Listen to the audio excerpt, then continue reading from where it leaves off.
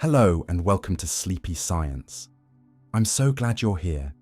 Whether your day ran long or you simply love drifting off to quiet wonder, tonight we'll float along the softer edges of knowing. We'll peek at a hidden layer of reality your senses can't detect. Listen for Earth's quiet magnetic heartbeat and see how your brain can sketch people, places, and events that never were. We'll sit with a forbidden experiment that teases cause and effect, trace a planet-sized structure in the dark between galaxies, and gently ask whether time truly flows forward. We'll notice the microsecond delay that makes the present already past, follow whispers of ancient star maps in DNA, and explore reality's eerie glitches. We'll weigh the missing signals from alien civilizations, the odd feeling of hearing sounds before they happen, and careful claims that thoughts might nudge randomness. We'll meet a molecule that could unlock hidden memories, walk to the edge where gravity's story fails, and ask whether now is a shared illusion. We'll drift through the body's invisible ocean of energy, consider minds that might not live only in brains, and spiral past signals curling in from beyond our horizon. We'll look for a shadow biosphere beside us, see how your brain invents impossible colors, and step toward a so-called quantum bridge. Cautiously, we'll wonder at rare genetic switches, strange math with endless pasts and futures, selves, written together by other minds, and secrets light may keep like memory. We'll notice perfect patterns the universe makes by itself, wander into hidden time pockets, and consider a universe among billions, perhaps inside a mind. We'll end with the silent language of cells and the soft idea that nothing could be the fabric of reality. Before we begin, I'd love to know where you're listening from and what time it is. Are you wrapped in a blanket beneath quiet stars, or letting the day soften under warm indoor light? If these calm explorations help you rest, please like the video and tap subscribe. It gently helps more sleepy minds find their way here. Now take a slow breath, feel the bed hold you, and let's begin our quiet drift. The hidden layer of reality your senses can never detect. Begin with a quiet shock. The world you think you're meeting directly is mostly a story your nervous system composes from a few narrow streams. And it composes that story so swiftly and so well that you rarely suspect how much has been left out. You move through rooms as if your eyes were windows and your ears were microphones and your skin were a simple boundary. Yet each sense is a specialist with a tiny budget, sampling only what evolution found useful and translating raw physics into a language your brain can act on quickly. Light, for instance, arrives in an enormous range of wavelengths, from long rolling radio waves to fierce, short gamma rays, but you only pick up a slim island in that ocean, the visible band. And even there you don't record light as is, so much as convert it into edges, contrasts, and stable colors that remain surprisingly constant when shadows shift. That constancy is not the world. It is your brain correcting the world for your benefit, protecting object identity so you can recognize your friend, whether they stand beneath a blue sky or a yellow lamp. Other creatures carve different slices. Bees see patterns in ultraviolet, on flower petals that guide them to nectar. Snakes sense infrared warmth. Mantis shrimp pass many more spectral channels than you do. And some animals read the polarization of light with ease. Your slice is not worse or better. It's a compromised tune to survival in your niche. A smart compression that swaps completeness for speed and clarity. Hearing tells the same tale in a different key. Your ears detect a limited band of air vibrations, and the brain turns those tiny pressure changes into a world of voices, warning calls, and music. Below and above that range, other species listen in. Elephants feel deep infrasound that travels far across savanna. Bats and dolphins map their surroundings with rapid bursts of ultrasound. And meanwhile, your auditory system does constant clean up on the fly, dampening echoes, averaging noisy environments, and leaning on context so a familiar sentence remains intelligible through static. Touch, which feels like the most intimate of senses, is also a negotiation rather than a direct merger. Atoms in your hand never truly meet atoms in the table because the electric fields around them push back before any contact, and what you Feel as solidity is the dance of forces reported by pressure and vibration receptors scattered through your skin. Those receptors do not stream everything. They send bursts when things change and quiet down when nothing new is happening, allowing you to stop noticing the chair you've been sitting on until it shifts again. Smell and taste add chemistry to the picture. Molecules in the air and in your food dock briefly with receptors and set off patterns your brain has learned to interpret as strawberries, smoke, coffee, or danger. Change the mixture or the context. Add a crunch. Change the color of a drink. Present the aroma when you're hungry versus when you're full. And your experience shifts, proving that perception is always part sensation, part expectation, and part memory. Beyond the classic five, there are senses that rarely make it into casual conversation, but quietly shape your days. The vestibular organs in your inner ear tell you which way is up and how quickly you're turning. Proprioceptors in your muscles and joints report the position of your limbs so you can scratch your nose with your eyes closed. Interoceptive signals track heartbeat, breathing, and the chemistry of your blood so you can interpret thirst, panic, or calm. Bring all of this together, and a pattern emerges. You never absorb everything. You sample, predict, and stitch. The brain is not a camera. It is a builder that uses the clues it has to infer the most likely scene and then updates that scene when evidence demands. You can witness the building process in everyday glitches that research has described in detail. A tiny blind spot in each eye where the optic nerve exits the retina gets filled with surrounding detail, so the whole disappears. During quick eye movements, your visual system quiets the blur, granting you a steady world instead of a smear. In change blindness experiments, large differences in a scene go unnoticed when they occur during a brief flicker, because the system stores outlines and essentials rather than a perfect pixel ledger. Cross the senses, and the brain still seeks coherence. If a voice saying bar is paired with a video of lips forming FR, many people hear far, a reminder that perception is a best guess woven from multiple sources rather than a single channel's vote. None of this means the world is fake. It means your access to it is intelligently limited, curated so you can act in time. Instruments widen the door. You can hold a thermal camera and suddenly see heat where before there was only darkness. Use a magnetometer to chart a field you cannot feel. Listen to radio telescopes turning invisible sky into data. Or let microscopes guide you into the crowded, jostling markets of the cell. Each device translates a hidden layer into signals your system can read. And with every translation, the map of what counts as real grows. There is also a social layer to sight and sound that deepens the lesson. Two people can stand in the same place and walk away with different memories, not because either is lying, but because attention-filtered experience, goals shaped what was noticed, and prior knowledge filled gaps differently. Ask a birdwatcher and a botanist to recall a forest walk, and you will get two rich yet non-identical worlds. This is not a flaw. It is how minds reduce complexity to meaning. The practical takeaway is humility and skill. You become more accurate not by pretending you see everything, but by remembering that you don't, and by learning to check your stories against new kinds of evidence. In science, that means instruments, measurements, replication. In everyday life, it means asking better questions, seeking perspectives unlike your own, and noticing how quickly certainty hardens when you stop looking. If there is a hidden layer of reality your senses can never detect unaided, it is not a mystical escape hatch, but an invitation to expand your tools, to refine your attention, to treat your first impressions as drafts, and to keep upgrading the ways you listen to the world.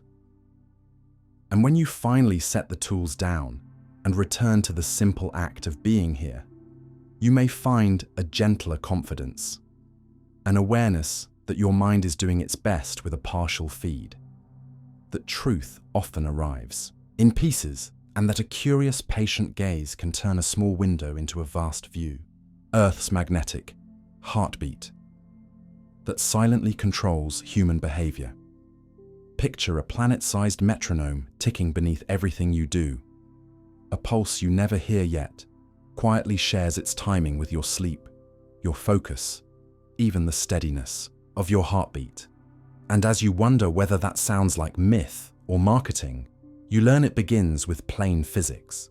Earth is wrapped in a magnetic field born from churning, electrically conducting metal deep in its core, and that field swells into space as a protective cocoon that collides with the solar wind, bends, stretches into a long tail, and vibrates when streams of charged particles slap against it, like weather on a drumhead. Those vibrations, together with the daily rise and fall of currents high in the atmosphere, create rhythms, slow tides, and sudden flares that geophysicists measure with quiet instruments and simple indexes. Rhythms that are not mystical, but measurable, not destiny, but environment.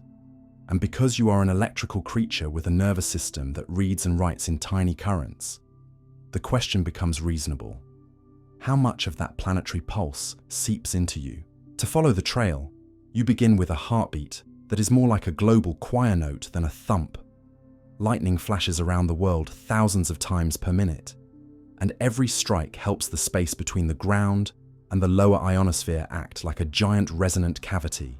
As those strikes ring the cavity, a set of persistent background tones emerges, with the lowest sitting near 8 cycles per second, and others stacked above it like harmonics on a bass string. And these tones, known as Schumann resonances, can be recorded by electrodes planted in lonely forests and deserts, by loops of wire that listen to the planet as if it were humming to itself, and their strength waxes and wanes with storms, seasons, and the broader mood of the magnetosphere.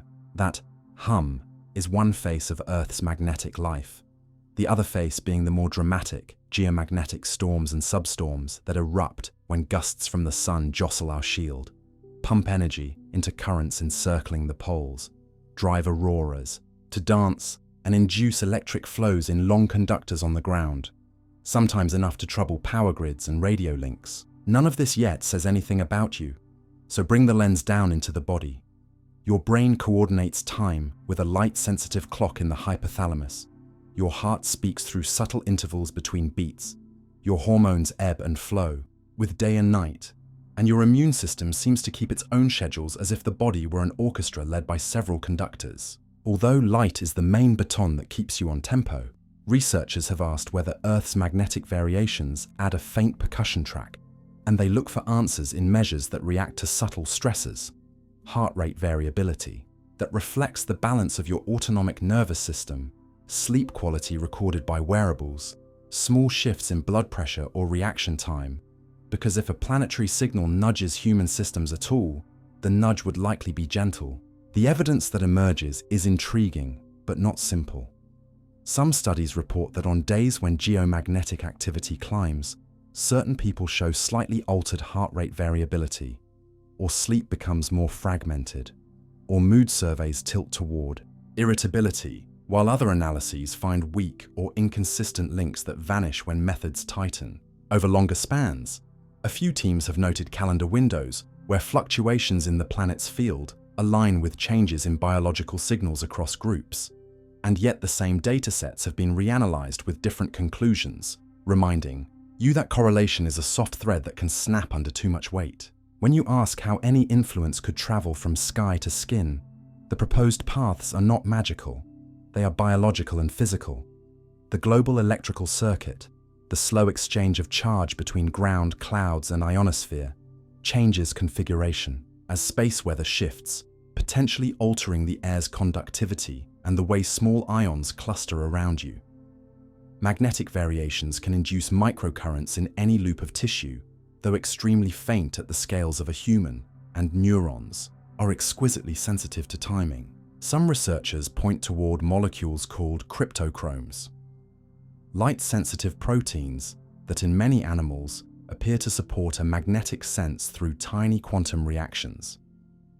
And note that humans also express cryptochromes in the retina and, in body clocks, raising the possibility, not the proof, that magnetic changes could modulate timing chemistry by a hair's breadth.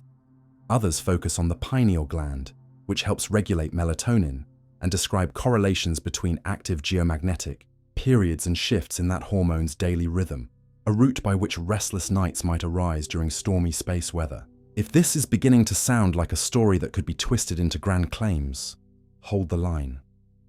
The safest description is that Earth's magnetic heartbeat provides a background environment, and that a subset of people, under certain conditions, may be slightly more sensitive to its louder moments, just as some are more weather-sensitive to pressure changes or more attuned to seasonal light. Yet the effect sizes, where they appear, are small, and the field is messy by nature because people live different lives, carry different stresses, and move through different local environments of steel, concrete, and wires that can drown or distort subtle signals. Still, the question is worth your curiosity because it teaches a disciplined way to think. You learn to separate hard claims from hopeful ones, to ask how a result was measured, how many participants were tracked, whether confounders like geomagnetically induced communication disruptions or shifts in outdoor behavior could explain the pattern, and whether the result repeats across years and locations. You also learn that your body is a receiver for many kinds of rhythm: light, temperature, social schedules, meal times, and that magnetism, if it plays a part, likely joins the ensemble as a quiet instrument rather than a soloist. If you feel the scientist in you stirring, you can run a humble experiment on yourself without buying anything exotic. Keep a daily log for a few months, noting sleep quality, resting heart rate or heart rate variability from a wearable, mood on a simple scale, and major stressors or caffeine intake. Then compare your notes to publicly available geomagnetic activity charts that rate the day's restlessness on a simple scale. Look not for perfect matches but for tendencies, and be prepared to discover none at all, because the value of the exercise is as much in learning how you respond to your world as in hunting for cosmic fingerprints. Along the way, you will meet new facts that are satisfying for their own sake. Earth's field is not fixed, but wanders and occasionally weakens. It has flipped polarity many times in deep history without ending life. There is a region over the South Atlantic where the field is notably low, an oddity that affects satellites more than it affects you. Auroras are not merely light shows, but the visible trace of energy transferred from the solar wind into our near-Earth environment, and the radiation storms that sometimes accompany geomagnetic disturbances matter much more to technology aloft than to people on the ground, where the atmosphere remains a sturdy shield. You may also find a deeper, quieter insight rising underneath the data, that your days are lived inside layered cycles, from breath and heartbeat up to weather and season and the space weather beyond, and that paying attention to those layers can expand your sense of belonging without surrendering your judgment. The planet's magnetic rhythms do not dictate your choices, but they sketch a background tempo against which your biology keeps its own time. And the art of living well includes noticing the score without becoming superstitious about it. So, you end the day where you began, listening for a heartbeat you cannot hear, now not as a superstition, but as a metaphor grounded in real measurements, a reminder that you are a tiny electrical being sheltered inside a vast, sparking shield, and that wisdom often lies in holding two truths at once. The influence, if any, on you is subtle and conditional, and yet the sheer existence of this planetary pulse is wondrous enough to invite a slower breath, a steadier curiosity, and a gentler respect for the unseen rhythms that cradle your life. When your brain creates people, places, and events that never existed, you don't have to be asleep to meet a stranger your mind invented. Sometimes you greet them in a memory so crisp you can smell the room, only to learn later that the person, the place, and the conversation never existed outside your head. And the unsettling part isn't that you lied. It's that your brain told you a story with absolute sincerity, because that is how human remembering works. Not as a video archive, but as a living reconstruction that rebuilds the past each time you call it up, using fragments, meanings, and expectations to assemble something that feels whole. In the beginning, that realization stings. If memory is built, what keeps it honest? But as you move into the evidence, you discover a system optimized for usefulness rather than perfect record-keeping. A system that stores the gist of experience, ties it to what you already believe, and then, at retrieval, performs pattern completion, filling gaps in ways that usually help you, but sometimes conjure people and places that were never there. Consider a simple laboratory trap that reveals this tendency without drama. Researchers read you a list of words like bed, rest, tired, dream, blanket, and later ask which words you recall. Many people confidently remember sleep, even though sleep was never on the list. The brain inferred the center of gravity and supplied the missing anchor, proving how readily gist can masquerade as detail. Scale that up to real life, and you can see how a few remembered facts, plus a familiar theme, might inflate into an event that never happened. Now bring in suggestion, not as mind control, but as a nudge that steers reconstruction. If a witness hears a car smashed into another instead of hit, the imagined speed inches up. If a therapist or a friend repeatedly wonders whether a certain thing occurred, the question itself can become a seed, and after enough rehearsals of maybe, a memory sprouts. In classic experiments, people were led to remember being lost in a mall as a child, and some later supplied emotional color and sensory detail, not because they were gullible, but because the brain happily knits coherence when prompted. Separate studies showed that slipping a doctored childhood photo into a set can produce convincing recollections of a hot air balloon ride that never took place. Nothing magical occurs here, just a blueprint. Repetition breeds familiarity. Familiarity breeds truthiness, and truthiness can ripen into certainty. The phenomenon is not confined to words and stories. Your visual memory also edits the edges. When shown a photograph of a close-up scene and tested later, many people accurately recall the objects but remember the view as wider than it was, an effect called boundary extension, likely because the brain stores scenes as meaningful layouts and, at replay, extends them to what should be just beyond the frame. In the same way, a few remembered streets can become a whole neighborhood you've never walked, complete with the cafe on the corner that fits the vibe but never existed. There are medical windows into this machinery too, stark reminders that fabrication is a feature of a damaged system, but also a clue to the healthy one. In certain neurologic conditions and after specific frontal injuries, people confabulate. They create detailed accounts of actions and meetings that didn't occur, yet they are not lying. They lack access to the missing episode, and their brain, designed to avoid blank spaces, generates a best-fit story and tags it as genuine. In alcohol-related amnesia syndromes, in some dementias, and even in rare cases of blindness denial, the mind prefers a confident narrative to admitting it does not know. Not all creations live in memory. Some arrive as vivid presences that feel like companions, mountaineers and sailors, pushed by isolation and exhaustion, have reported a third man walking beside them, a sensed person who offers calm or guidance, and labs have evoked a similar felt presence by subtly mismatching a person's movements with a robotic touch on the back. The brain expects its own body as the author of sensations, and when timing is skewed, it assigns the cause to another agent and, briefly, invents one.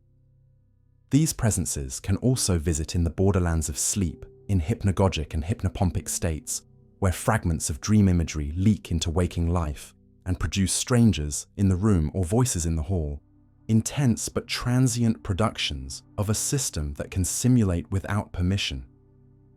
Why would a brain that evolved to keep you alive risk making things up? Because the alternative, blankness, slows you down. You are a prediction engine, and prediction needs fast sketches more than it needs perfect tapes. In most circumstances, pattern completion is a victory. You grasp a sentence in a noisy room, you recognize a friend from a glance, you reconstruct yesterday's route well enough to repeat it. The cost of speed is occasional false positives, which, in a social species that relies on shared stories, can spread. Whole groups can converge on a confident memory that checks none of the boxes under inspection. a cultural echo of the same mechanism. The practical question is what to do with this knowledge, especially when memory matters for justice, medicine, or the way you narrate your own life. The answer begins with gentle skepticism and good habits. Write things down quickly after they happen, and later label notes with "how I know" rather than just "what I think." A source tag reminds your future self that a photo, an email, or another witness anchors the claim. When asking someone to recall, avoid leading words and let them describe in their own order. When you retell events, be wary of polishing the same lines until their rhythm convinces you more than the underlying facts. And if you're weighing an old, emotionally charged memory that surfaced through suggestion or repeated reflection, look for independent evidence before rebuilding your identity around it. The deeper lesson is not to distrust yourself into paralysis, but to treat memory as a draft that can be revised, a draft that gains accuracy when checked against records and other perspectives. Your brain's talent for inventing people, places, and events is not a defect. It is the same talent that lets you plan, imagine, empathize, create. Simulation and recollection are close relatives that share the same machinery, and most days they serve you beautifully, helping you navigate a world too complex to store in raw form.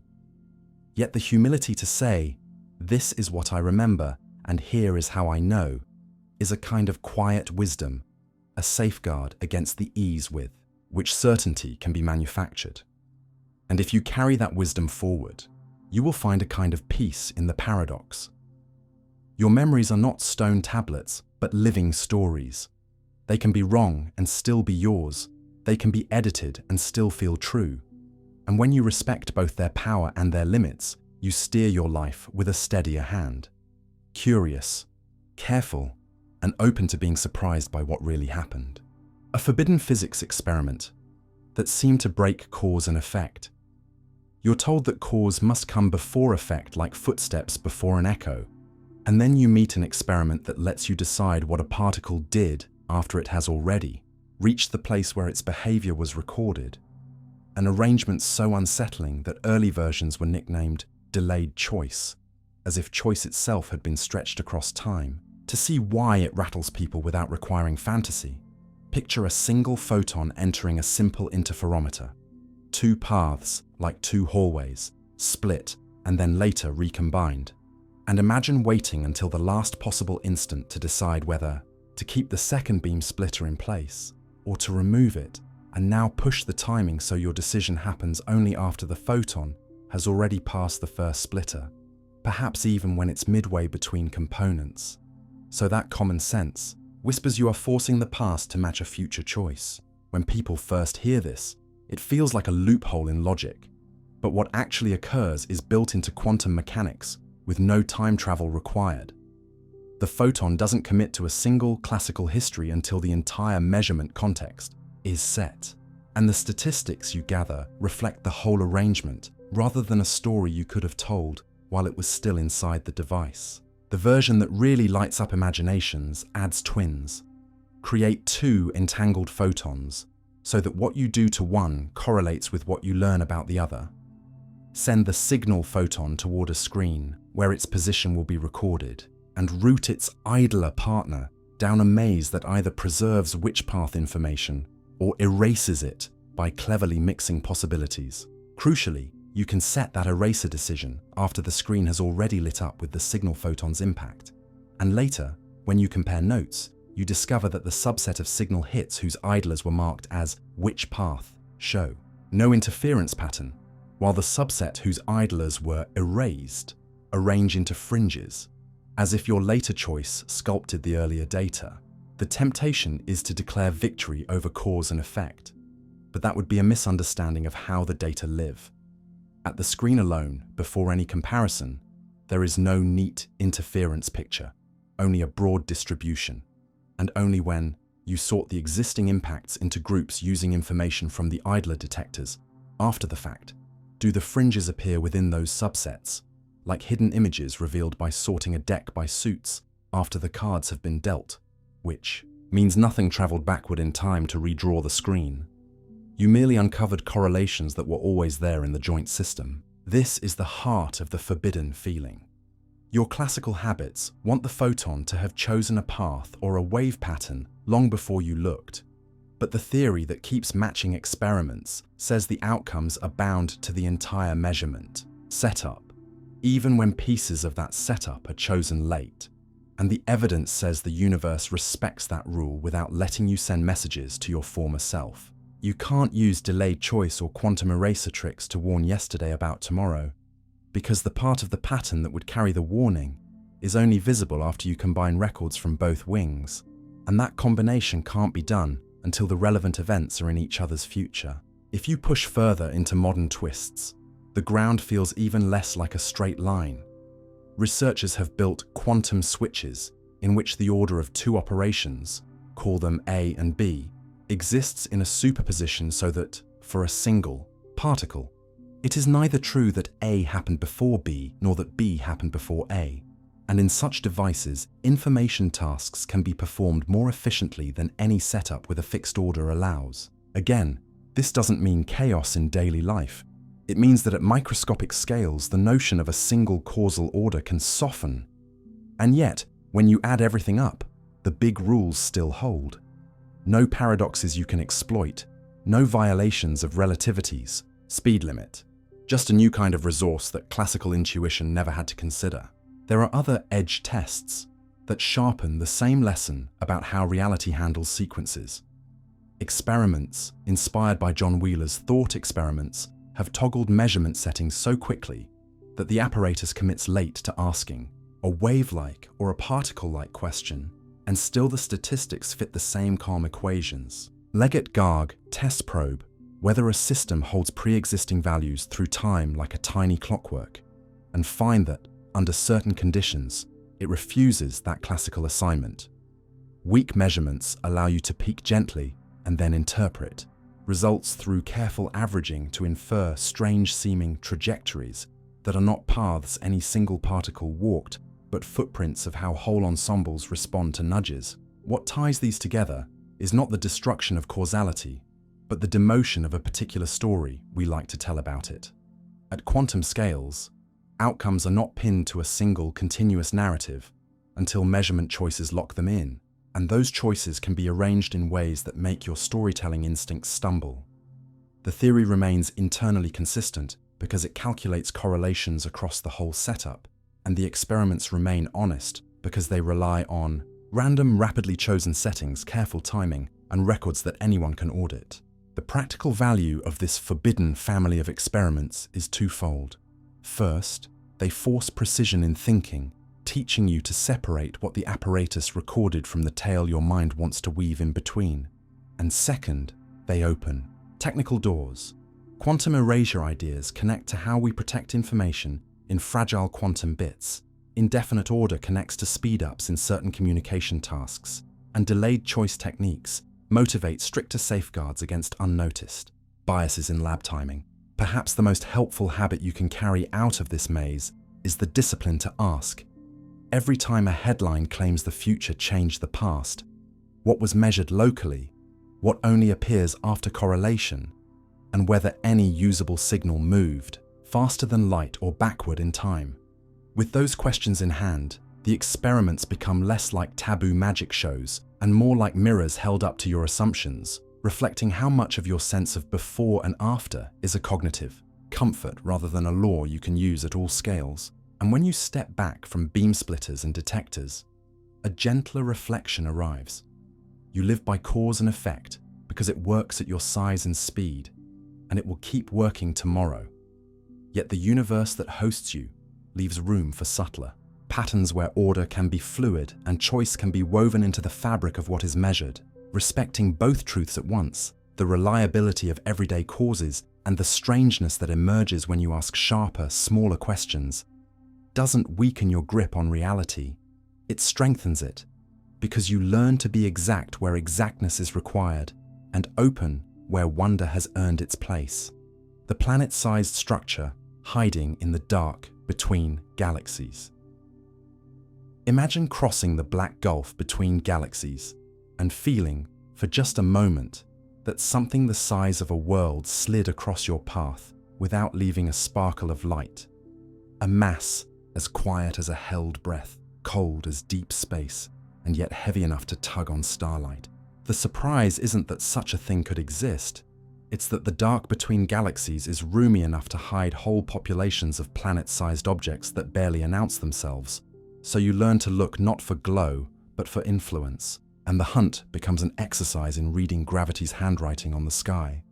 A brief brightening of a distant star, a doubled radio pulse, a tiny timing hiccup in a cosmic clock. Start with what these objects might be, because naming possibilities teaches you how to search. Some could be ordinary matter gone wandering, rogue planets flung out of their home systems by violent encounters, and then slowly exiled from their galaxies during close passes and tidal skirmishes. These worlds would be pitch black, warmed only by leftover heat and radioactivity, and they would carry thin halos of dust, or none at all, making them nearly invisible unless they drift in front of a more distant star and briefly magnify its light. Others would be stranger. Compact clumps of dark matter, the kind of substance that outmasses ordinary matter in the universe, yet refuses to interact with light. Certain theories predict that in the early universe, as matter cooled and spread, tiny overdensities could have collapsed into mini-clusters, some with masses in the range of asteroids up to planets, each one transparent to light yet gravitationally real, the shadow of structure in a medium you cannot touch. Still, other proposals point to primordial black holes born just after the Big Bang, with masses from below the moons to above Jupiter's, each no bigger than a city for the planetary cases, each a perfectly dark knot that reveals itself only by its ability to bend the path of passing light, or to shake a nearby star. None of these candidates are easy to catch, so astronomers turn to techniques that don't care whether something shines. Gravitational microlensing is the workhorse, because when any compact object crosses the line of sight to a background star, gravity acts like a simple lens, and that star brightens for hours or days depending on the mass. The curve of that brightening, the way it rises and falls, contains clues to the lens's size and speed. And while most lensing events have been found inside galaxies where stars are dense, the same physics works across intergalactic distances if you monitor enough targets at once. Wide-field cameras now stare at whole galaxies like Andromeda, or sweep huge swathes of sky, collecting light curves by the millions in search of the rare signatures that last only a coffee break for an Earth mass, lens, or a few minutes for something smaller. At radio wavelengths, a different trick becomes possible. Fast radio bursts, those millisecond flashes from remote galaxies, can be split into echo pairs if a compact object sits along the path, with the second copy arriving a whisper later because gravity bent it the long way around. Catching such lensing requires sharp timing and lots of bursts, but if you see the telltale twin, you learn that something dense, perhaps planet mass, intervened. There is also the patience of pulsar timing, where ultra-regular ticks from spinning, neutron stars serve as galactic metronomes. If a compact mass wanders near the beam's path, the arrival times nudge slightly out of step. A deviation so small you measure it over months and years, stacking data until a pattern emerges that can't be explained by the usual jitter. What has this silent census revealed so far? Firm detections of planet mass compact objects between galaxies remain elusive, and that caution matters. You don't sell wonder by pretending it's already proven. But the null results are themselves valuable. Repeated surveys have set upper limits on how many primordial black holes could exist across different mass ranges, and those limits squeeze theory toward or away from particular ideas about the early universe. At the same time, microlensing inside our own galaxy keeps turning up free-floating planet candidates by the dozen, reminding you that ejection is common and that the cosmic highway probably carries far more drifters than we can yet count, even if most stay inside galactic borders. Meanwhile, wide-field optical surveys and new radio catalogues are entering an era where the statistics will explode, from the coming deluge of the Rubin Observatory's nightly sky maps to dedicated radio, arrays designed to catch thousands of fast radio bursts per year, any one of which could carry the fingerprint of a tiny lens halfway to nowhere. As you weigh all this, It helps to see how careful the reasoning must be. A single flicker in a star's light is suggestive but not decisive. Atmospheric noise, instrumental quirks, or an ordinary binary companion can mimic the curve you seek, so teams demand repeated patterns, cross-checks between telescopes, and independent ways to estimate distance and speed. For a radio echo, you want not just two peaks, but the exact frequency behavior lensing predicts. For pulsar timing, you want a departure that lines up with the motion of a specific candidate along the line of sight, rather than a wobble in the star itself. The prize for that discipline is not only the headline, planet mass object caught between galaxies, but a new ruler for mapping the invisible.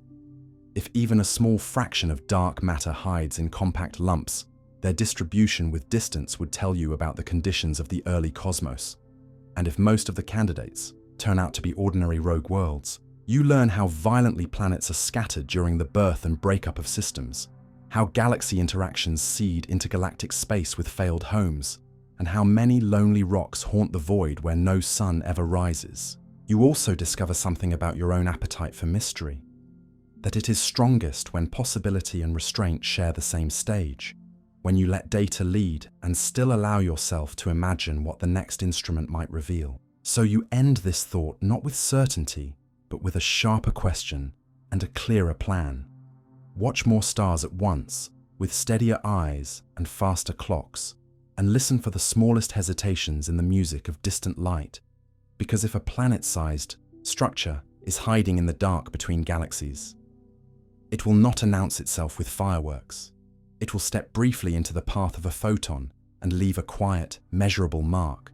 And learning to read that mark is how you grow from story into knowledge, while keeping your sense of wonder intact. Why scientists are questioning whether time even flows forward. What if forward is not a property of time, but a habit of mind? We layer onto change, a useful story you tell yourself while eggs break, smoke rises, and coffee cools. Because when scientists ask whether time truly flows in one direction, they find that the bedrock rules describing particles and fields are almost perfectly symmetric under reversal, as if the movie of microscopic events could be run backward without violating any law, and the famous sense of flow you feel every day comes not from the core equations, but from the way huge numbers of things share energy and information. Start with that quiet shock, and the puzzle sharpens quickly. If molecules colliding in a gas obey the same rules whether you watch them forward or backward, why do perfumes spread and never unspread? Why does cream swirl into coffee rather than spring back to a neat white thread? And why do prints press into wet cement rather than lifting out again at noon? The classical answer is entropy, a measure of how many microscopic arrangements correspond to what you see macroscopically. And entropy tends to increase because there are overwhelmingly more ways for matter and energy to be mixed than neatly arranged.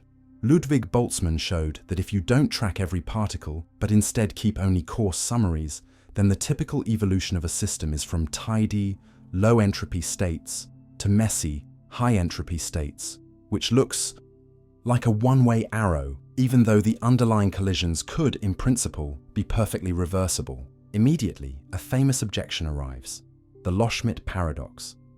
If the microscopic laws are reversible, why wouldn't the same system just as easily move from disorder to order? The modern response is twofold and surprisingly practical. First, you would have to prepare a conspiracy-level special initial condition, positions and speeds tuned with absurd precision, so that a trillion molecules just happen to unmix, and any tiny nudge from the environment destroys that plan. Second, the world around your experiment is not reversible in practice, because it constantly measures your system through stray photons, vibrations, and thermal contact, absorbing detailed information about its microstate, so that even if you could rewind the internal degrees of freedom perfectly, you would still have to reassemble all those scattered traces in the room, on the walls, and out into the air. This is why laboratories can stage partial comebacks, but never full resurrections. Nuclear magnetic resonance produces spin echoes by flipping the sign of interactions, so scrambled spins briefly rephase cold atom and solid-state systems. perform Loschmidt echoes that roll dynamics back a beat. Yet these reversals succeed only while you keep exquisite control and shut out the world. Open the door, let the environment in, and the echo fades because information has leaked away and the number of microstates compatible with what you see has exploded. Shift to relativity and the unease deepens. The equations of space-time do not single out a universal now, and different observers slice the same four-dimensional loaf into past, present, and future in different ways depending on motion, which suggests that the direction you call future is not stamped into the geometry, but emerges from conditions and records. One popular philosophical reading, often called the block view, treats all events as laid out in space-time with no objective flow, while another emphasizes becoming and insists the present is special, yet both must reckon with the empirical fact that physics itself grants no preferred time direction except where boundary conditions and statistics pick one. Here the cosmos enters as a character. The second law's grip on daily life relies on the universe having started in a state of extraordinarily low entropy, especially in its gravitational degrees of freedom, because gravity prefers clumpiness. Stars, galaxies, black holes, and early on the matter distribution was astonishingly smooth. As structure grew, gravitational entropy soared, and stars began to act as local engines that take in low entropy fuel and pour out high entropy radiation, driving weather, chemistry, and biology along an energy gradient that points from past to future. Call this the past hypothesis if you like, an assertion that the universe began in special order. And notice the sober moral hidden inside. The arrow you live by is less a decree from dynamics and more a consequence of a peculiar cosmic starting point, plus the practical impossibility of reversing all the spills and leaks that follow. Quantum mechanics reframes, but it does not rescue the idea of a single flow. The core equations are also time reversal friendly. Yet when quantum systems interact with their environment, they become entangled with countless degrees of freedom. A process known as decoherence that selects robust, pointer states and suppresses delicate superpositions in ways that look irreversible in practice. Crucially, decoherence does not require a mystical collapse to tilt the world toward a direction. It only requires that detailed phase information disperses into the environment faster than you could ever recollect it. Experiments that slow decoherence under extreme isolation confirm the point by contrast. Keep a quantum system cold and quiet enough, and you can preserve superpositions for long stretches, but let it talk to the room and the one-way slide into classical-looking reality. Resumes, the arrow reasserting itself as an engineering fact. There is a tighter link between time and knowledge that grows from the famous Maxwell's demon thought experiment. If a clever agent could watch molecules and open a door only for fast ones, it could seemingly reduce entropy and extract work from a single heat bath. But modern information thermodynamics shows the catch. Measuring and especially erasing the demon's memory has an energy cost that restores the second law in full, a prediction verified in delicate experiments that track tiny particles and show exactly how much heat is paid when information is discarded. The lesson is disarmingly human. Making records and forgetting them are physical acts that contribute to the same directionality you experience as forward. On the other hand, there is a corner case where the foundations themselves break. The mirror, ever so slightly, in the weak nuclear force studied with rare particles such as kaons and B mesons, physicists have observed tiny violations of time reversal symmetry tied to subtle differences between matter and antimatter, a result that proves nature is not perfectly ambidextrous in time.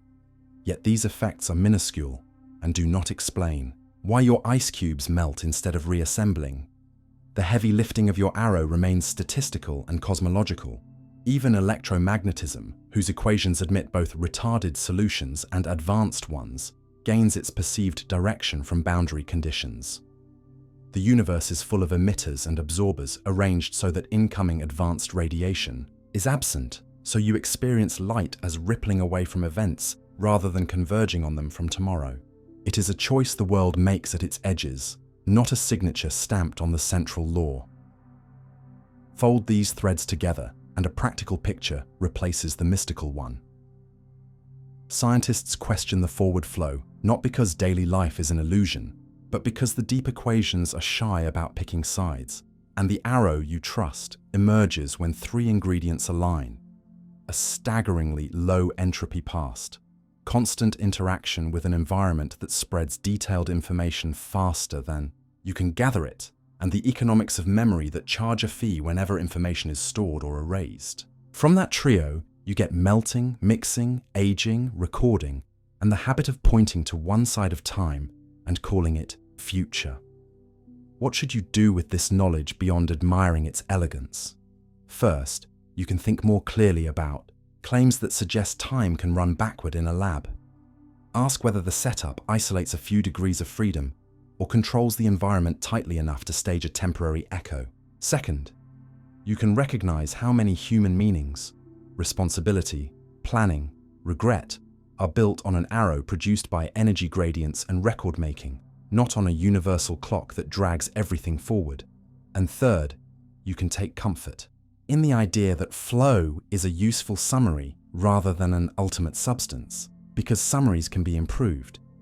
You can design engines, refrigerators, computers, and experiments that push close to the limits set by entropy and information, turning the abstract idea of an arrow into a set of tools. And when the day ends, when shadows lengthen and you feel time's tug, you can let a gentler understanding settle in. The forwardness you live inside is real enough for living, born from the universe's peculiar beginning and the ceaseless scattering of details into the world. It gives you memory, growth, and story.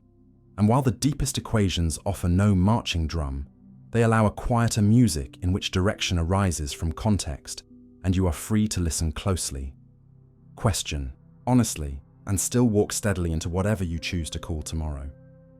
The microsecond delay that makes the world you see already gone.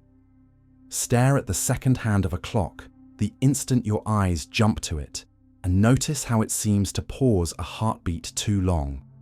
The first quiet hint that the moment you experience as now is stitched together from events that have already happened, with your nervous system buffering and polishing them before handing you a finished scene. The surprise is not that there's delay.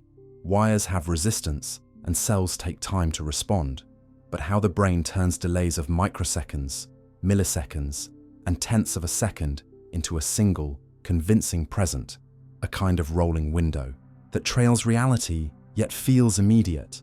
And once you start looking, the evidence meets you in simple, testable ways that replace myth with mechanism. A flash on a dark screen reaches your conscious awareness roughly a tenth of a second after the photons hit your retina, because photoreceptors need chemical steps to trigger, retinal circuits edit the signal, and spikes march along the optic. Pathways at finite speeds before higher areas make sense of it. If the flash is followed within a few dozen milliseconds by a second image or a brief mask, the first can vanish from awareness altogether, a laboratory trick called backward masking that reveals how late the brain commits to what you saw. If a moving bar zips past a flashed marker, you'll likely perceive the bar as slightly ahead of where it physically was when the flash occurred.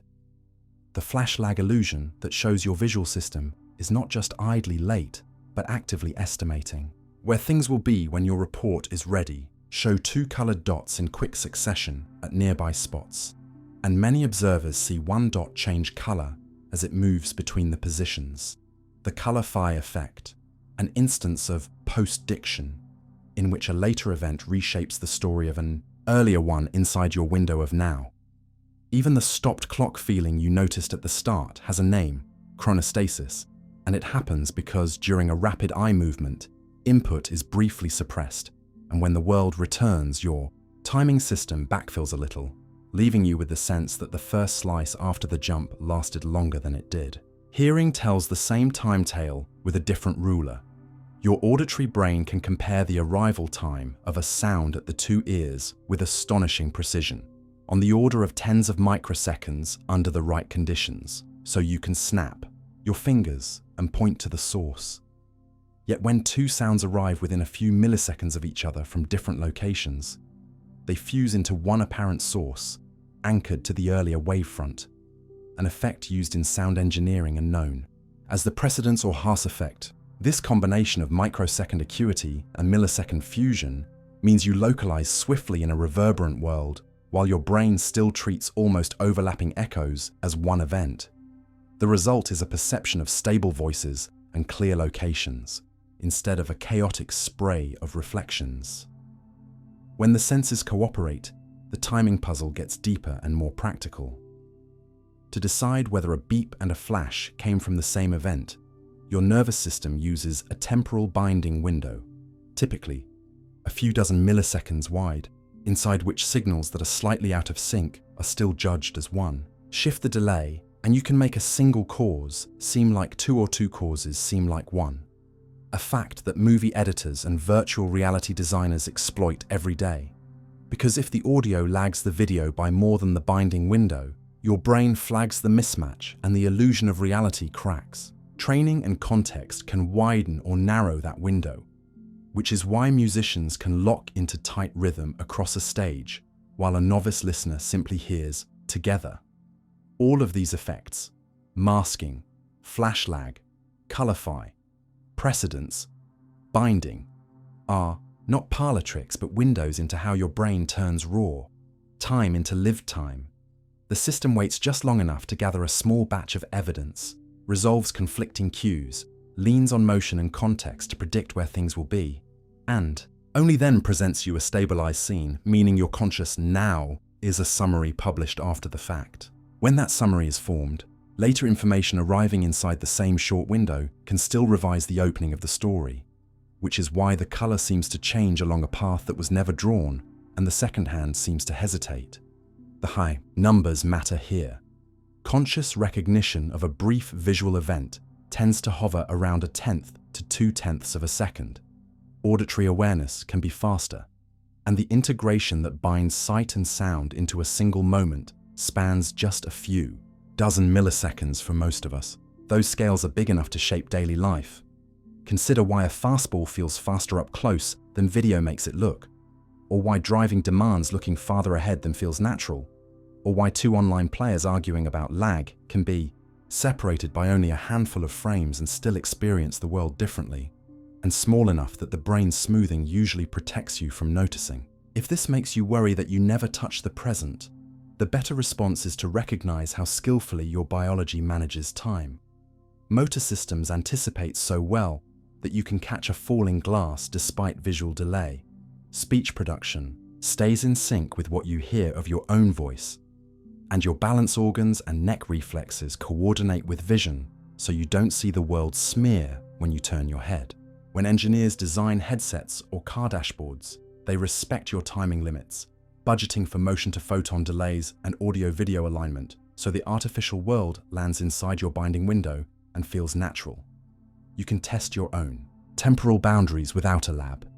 Clap once in a tiled hallway and listen for when the echo splits from the clap instead of fusing with it.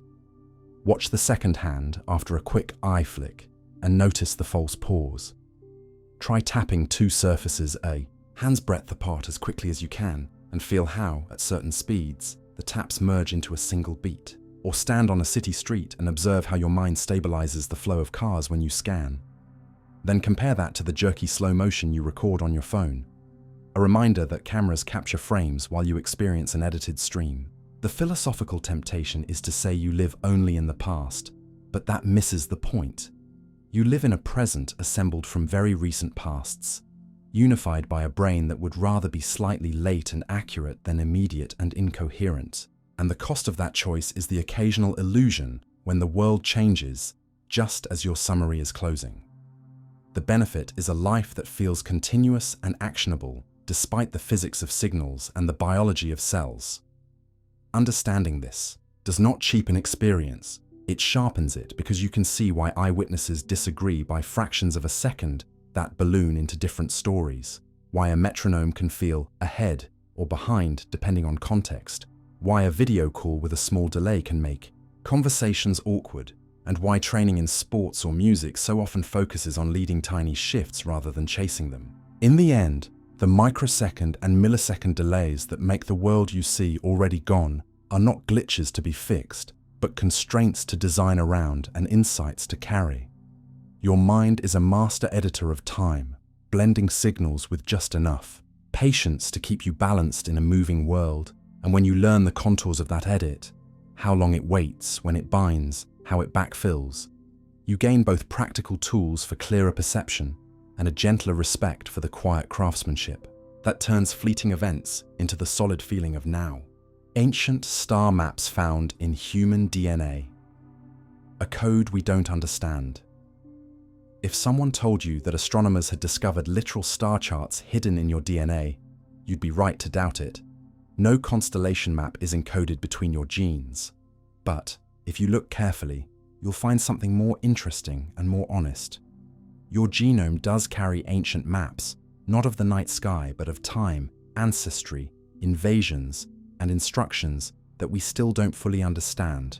A layered record, written in chemical letters that your cells read every moment to decide what you are and how you grow. Begin with the most practical picture, because clarity matters. Inside nearly every cell, about 3 billion base pairs coil into 46 chromosomes, and only a small fraction of that sequence directly codes for proteins, roughly 20,000 or so recipes, while the vast remainder acts like a network of notes, cues, and switches that say when and where those recipes should be used. A regulatory landscape so complex that you might think of it as a sky full of signals rather than a single spotlight. Some of those signals are tiny motifs that attract specific proteins. Others are long-range enhancers that loop across impressive distances to whisper to a gene at the right moment, and all of it folds in 3 dimensions so that distant pieces of the genome can clasp like stars connected by lines on an astronomer's chart. Except here, the lines are real, molecular bridges that bring far-apart regions into brief conversation. Mapping this folding has revealed neighborhoods called domains, boundaries policed by architectural proteins, and a packing style nicknamed a fractal globule, a tidy, not free way of storing long strings that let cells open and close sections quickly. And while the mathematics of that packing is still being refined, the takeaway is plain.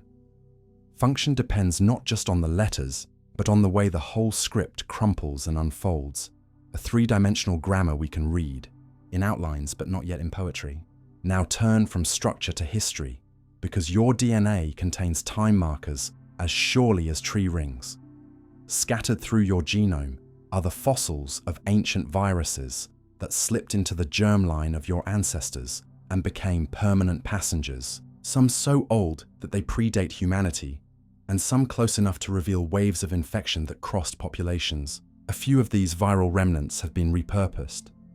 One provides a protein crucial to how human placentas fuse cells together, a striking example of evolution recycling an invader into a tool, while many others sit as quiet footprints telling you that long before books, bodies were collecting stories. There are mobile elements too, genetic hitchhikers that copy and paste themselves, and in doing so, reshape nearby regulatory sites, occasionally helping a gene turn on in a new tissue or at a new stage, more often simply adding noise that natural selection must tame. And yet even this noise holds information, because the age and distribution of these elements let us date branches on the tree of life and trace ancient migrations. Speaking of migrations, your DNA can be used to draw maps that no ship ever carried. By comparing small inherited changes across many people, researchers reconstruct the paths by which groups spread, split, and met again, sketching a moving tapestry that includes old bottlenecks, highland adaptations, exchanges with Neanderthals and Denisovans, and local adaptations in skin, altitude tolerance, and metabolism. None of this says anything about the stars overhead, but it does say who stood under them, where they walked, and how long they stayed. And the method is bluntly terrestrial. Compare sequences, count differences, calibrate against archaeology and ancient bones, and produce a timeline that can be checked, criticized, and improved. Yet the reason a code we don't understand still rings true is that very large parts of our genome's regulatory system remain opaque. Catalogues of enhancers and silencers are growing, but predicting their combined effect in a living human is still a work in progress. Sequences that have barely changed for tens of millions of years. Ultra-conserved elements hint at roles so important that evolution refused to edit them. Yet removing some of them in laboratory animals yields surprisingly mild effects, suggesting backup plans we don't see. Variants in non-coding regions account for much of the genetic risk in common diseases, but reading those risks into clear tissue-specific mechanisms is hard because context matters. The same switch can be helpful in one cell type and harmful in another, depending on which partners are present and which chromatin doors are open. Add to this the layers that sit on top of the letters, chemical tags that influence how tightly DNA is wrapped and which genes are accessible, patterns of these tags that change with development, diet, stress, and age, and you see why the metaphor of a map is helpful but incomplete. A map suggests stable lines and labels, while in the nucleus, the labels are rewritten by the hour as cells respond to changing needs. And sometimes, the same stretch of DNA hosts entirely different meanings in different tissues, like a city block that transforms from school to market, to shelter depending on the time and the weather. What can you do with this knowledge beyond admiring it? First, you can be wary of grand claims that the genome hides secret cosmic messages. There's beauty enough in the truth that it holds layered records of life on Earth. Second, you can recognize why medicine is leaning into regulatory genomics, because if disease risk often hides in the switches, the cures may need to reach those switches, not just the proteins downstream. Third, you can appreciate how new technologies, long-read sequencing, single-cell assays, and methods that freeze the genome's three-dimensional handshake in place long enough to photograph it, are slowly turning outlines into street names, giving us a chance to predict how a change in one enhancer will ripple through a network. The gentler thought that follows is personal. You carry an archive inside you that your ancestors wrote without knowing, a palimpsest of battles with viruses, adaptations to climates and diets, and instructions for building a brain and a body that can learn, love, and argue about the night sky. There is no star map in those letters, but there are coordinates of another kind, paths through development, routes through history, and the echoes of choices made by beings who never knew you would exist. To respect that archive is to keep learning how to read it, to accept paradox, high certainty about some rules, deep ignorance about others, and to let wonder push you toward better questions. Which switches matter in which cells? Which old viral pages are still being edited into new functions? Which folds in the three-dimensional book-turn genes on at just the right second? And how much of what we call fate is just a first draft that environment and experience can revise? In the end, you don't need a cosmic secret to feel awe. You just need to remember that every cell is performing a masterwork of interpretation, turning silent letters into a living human, and that we are only at the beginning of learning to read the margins where the most surprising notes are written. Reality glitches, mysterious moments. Where the universe jumps, some days reality doesn't slide, it stutters, an elevator of the world that seems to skip a floor.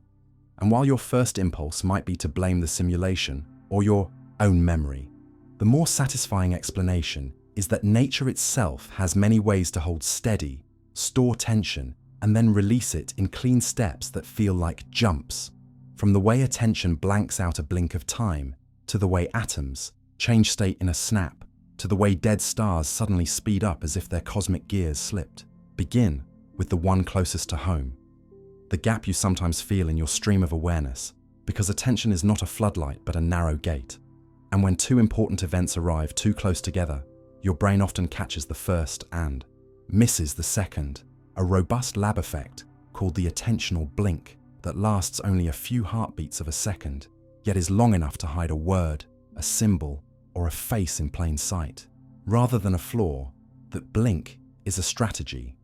Your system spends extra resources to consolidate the first hit into working memory, which temporarily reduces capacity for the next one, and the result is not a smooth curve of perception, but a step. Present, gap, present. So later you swear something appeared and vanished, too fast to be real, when in fact it was your internal gate that closed, not the world that jumped. slide down to the smallest scale, and you meet a different kind of step. Quantum jumps, once a thought experiment, now filmed in laboratories where individual atoms, ions, and superconducting qubits are watched continuously. For long stretches, the system quietly emits light at a regular pace. Then, without warning, the pattern changes. An atom goes dark, no longer scattering photons because it has shelved itself in a different energy state. The old-school textbook arrow from here to there in one sudden move. The modern twist is that when you monitor gently enough, you can see a telltale ramp before the jump completes and even interrupt it, nudging the system back to where it started, which tells you that the instant is really the threshold of a hidden process that becomes visible only with careful watching. The jump remains jumpy to your instruments, discrete outcomes, yes, but the path to the threshold has structure, and learning to read that structure is the difference between thinking reality breaks its own rules and realizing you were looking with the wrong stopwatch. Now zoom outward to a realm that sounds like metaphor but isn't. Astronomers call them glitches when certain neutron stars, ultra-dense, city-sized remains of exploded suns, suddenly spin a tiny bit faster, as if they hiccuped. The leading explanation is a beautiful piece of physics hidden under a terrifying crust, where superfluid neutrons rotate by storing their spin in pinned vortices, and every so often, a tangle of those vortices slips, dumping stored angular momentum into the star's crust and giving the whole object a measurable, abrupt speed-up. No one rearranged the universe. A buried reservoir let go. But to radio telescopes, timing pulses to microseconds, the event looks like a step change. Yesterday, this cosmic clock ticked at one rate. Today, it ticks at another. These stepwise stories are not rare exceptions, but a style of change repeated across matter. Hold a magnet near its switching point, and its internal domains do not turn smoothly. They flip in crackling bursts that you can hear as static in a coil of wire, a phenomenon called Barkhausen noise. Cool a liquid just below its freezing point, and it may remain liquid for a while, deceptively calm, until a seed crystal starts a chain reaction and the whole bottle turns to ice in seconds. A textbook case of supercooling, trimmed by a sudden nucleation. Pile sand grains one by one, and the heap will build a slim margin of extra steepness until, unpredictably, the next grain triggers an avalanche, a critical system that organizes itself to the edge of failure and then sheds load. In jumps rather than slopes, stress a fault in Earth's crust for decades, and it creeps quietly until rocks, like the magnet's domains, unpin in a rush and the ground lurches. Earthquakes are the planet's Barkhausen moments scaled up, a reminder that stillness can be a tautness you simply haven't learned to see. If you prefer living tissue to rock, biology is full of the same grammar. Networks of neurons chatter in small avalanches that follow a characteristic distribution, many tiny bursts, a few large ones, as the cortex hovers near a critical point that balances flexibility with stability.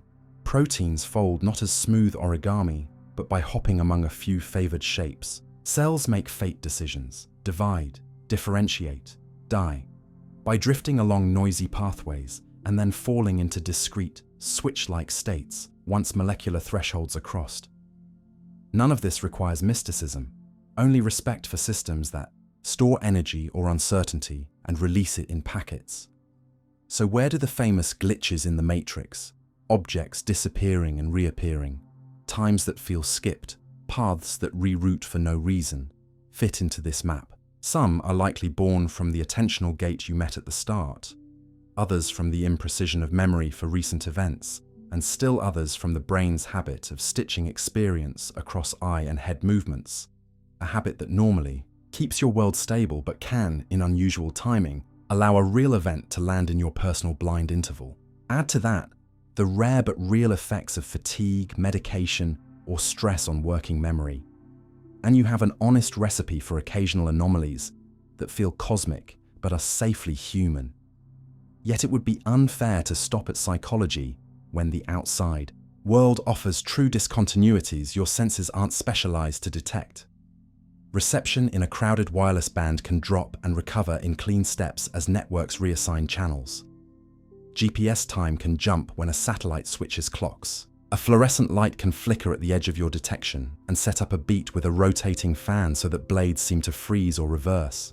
And all the while, your interpretation system, the same one that empowers you, tries to make a clean story from a world that isn't always continuous. None of this means you must flatten wonder into lectures. It means you can honor wonder with better questions. When you experience a jump, ask whether a threshold was crossed, attention, energy, load, timing, or whether you're sampling, a system at intervals too coarse to catch the in-between. Ask whether a hidden reservoir exists, vortices in a star, stress in a fault, domains in a magnet, delayed commitments in a quantum device that could snap free and look like magic only because you met it at the moment of release. And ask, crucially, what you can measure twice with a different instrument or a slower eye to separate a story your mind loves from a step the world truly takes. The practical payoff is large. Engineers design safer grids and internet backbones by assuming failures happen in bursts, not smooth drifts, and then building in buffers that absorb jumps. Doctors interpret heart dynamics not only by average rate, but by sudden rhythm shifts that reveal thresholds crossed in tissue. Pilots and drivers are trained to expect step changes in traction, black ice, hydroplaning, so they can act before the story their senses prefer has caught up. You too can live more skillfully by treating the occasional glitch not as proof of a broken universe, but as a signal that you've reached the edge of a system's patience. And when you lay your head down after a day that felt punctuated rather than continuous, it helps to remember that punctuation is part of nature's prose. Atoms hop, stars hiccup, magnets crackle, sand piles tumble, and minds blink. Not because reality is badly coded, but because the deepest order often hides behind thresholds, and learning where those thresholds sit lets you read a richer book, one that keeps its surprises but shares its rules with anyone patient enough to look. The missing signals from alien civilizations that should exist. You live in a galaxy that should be chattering like a crowded harbor, hundreds of billions of stars, billions of planets in the temperate zones we like to call habitable, and yet your radio telescopes come up mostly empty. Your optical detectors see only natural beacons, and the long, patient scans return to you a mystery with a friendly name: the Great Silence. To understand why scientists say we should hear something and still don't, you start with the basics we've learned in just a few decades. Planets are common, small rocky ones are not rare. Some sit in regions where liquid water could exist, and a fraction of those will keep atmospheres long enough for chemistry to get creative. Then you remember the simple arithmetic of the Milky Way's age. If just a tiny percentage of life-bearing worlds ever produce a technological species, some of those species should have had millions of years to get loud, to build beacons that sweep the sky, or artifacts that spill waste heat, brighter than any natural dust cloud. And yet your instruments find no unambiguous ping, no engineered glow, nothing that passes the hard tests of repeatability and natural explanation. This gap between expectation and observation is the puzzle, and it becomes sharper, not weaker, the more you learn how good your detectors actually are. The first place people looked was radio, because radio is cheap energetically, it travels far, and nature is quiet in certain bands, especially near the waterhole, between hydrogen and hydroxyl lines, where the background is low. Classic SETI surveys tuned narrow receivers to look for tones so precise that only an intelligent transmitter would bother to make them. And modern projects like Breakthrough Listen broaden that search across thousands of stars and wide swathes of frequency, using machine learning to catch candidate signals and careful procedures to throw away the self-made noise of satellites, radar, and cell towers. Along the way, you meet famous curiosities: the WOW signal that flared once in 1977 and never again, odd repeating patterns that later proved to be terrestrial interference, fast radio bursts that look dramatic, then reveal natural origins. And you see why the field is conservative. A real detection must repeat, must move with a star so we know it's not local, must survive cross-checks at independent observatories, and must resist every plausible natural and human explanation before we dare say someone is transmitting. The search has expanded beyond radio as technology improved, because an advanced culture might choose bright optical or infrared lasers for crisp, high bits per second signaling. Teams now use high-speed photometers to hunt for nanosecond flashes that no star can produce, and they comb through spectra for narrow laser lines riding on starlight. Others scan infrared catalogs for waste heat.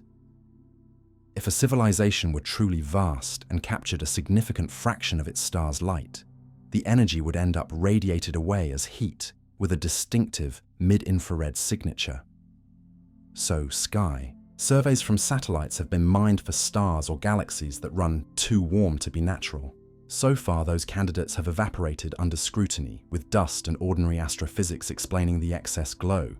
But the method is sound and keeps tightening the net. In the exoplanet era, a new class of clues has entered the conversation: technosignatures in atmospheres, industrial gases that biology does not make easily, or combinations of gases out of chemical balance in ways that hint at technology. Telescopes can already detect carbon dioxide, water vapor, and methane in a few giant planet atmospheres, and proposals exist for spotting pollutants like chlorofluorocarbons around nearby Earth-sized worlds if they were present in very high amounts. None has been found, which tells you less about aliens than about your current limits. Light is thin, planets are small, and separating a faint signal from the glare of a parent star is engineering's version of threading a needle in a hurricane, but the instruments are improving and the target lists are growing. So why no clear message yet if the galaxy is so fertile? One answer is painfully practical. You've searched only a tiny fraction of what Jill Tarter called the cosmic haystack, the combination of sky positions, frequencies, signal types, polarizations, time windows, and modulation schemes we could scan. In other words, imagine trying to find a whisper in an ocean by dipping a thimble once a year. Even large programs have, by sober estimates, sampled a vanishingly small slice of that space, and many searches are shallow by necessity, spending minutes on each target when an intentional beacon might blink for seconds once a week to save power. We looked does not yet mean we would have caught it if it were there. A second answer is temporal. Civilizations may be brief compared to the span of stars. Your own leakage, broadcast TV and radio, has been shrinking as technology moves to fiber and low-power links, and the window during which you were allowed omnidirectional source might be a century or less. If others follow similar trajectories, their loud phase could be short, their tight beams rare, and the odds of two species overlapping in both time and technology slim, unless someone decides to broadcast persistently for millions of years, a project that requires resources and motives we cannot assume. A third answer is sociological and economic. The cheapest way to communicate across interstellar distances may be not to send out energy-hungry beacons, but to seed probes that wait quietly and respond locally, or to publish at low power in standardized places, say at special frequencies or toward the centers of star clusters, and trust that anyone clever enough will know where to listen. If you are not listening in the right place with the right time budget, you will miss such a strategy entirely. Add to this the possibility that advanced cultures prefer spread spectrum signals that look like noise to protect against interference or eavesdropping, and you begin to see why a silence at your chosen frequencies and times is not the same as a silent galaxy. Then there is the great filter idea, sobering but useful as a thinking tool. Somewhere between simple chemistry and galaxy-spanning engineering sits one or more bottlenecks that are hard to pass. Maybe life is common, but technological intelligence is rare. Maybe intelligence is common, but long-lived, stable, energy-wise civilizations are rare. Maybe the environments that nurture complex life are fragile and self-inflicted or natural. Crises end most attempts before they learn to speak across the dark. This framing doesn't prove anything about aliens, but it forces you to separate what you know, exoplanets are abundant, From the steps you guess about, the frequency of life, the leap to minds, the survival of cultures, and to locate your optimism or caution with care. Of course, there are bolder conjectures. The zoo idea that we're being deliberately avoided, the notion that most advanced minds move into virtual spaces with little interest in radio, the thought that we are early rather than average in cosmic time. But while these are fine to explore in essays and models, the evidence remains thin, and the responsible thing is to keep them labeled as speculation while you work the checkable leads.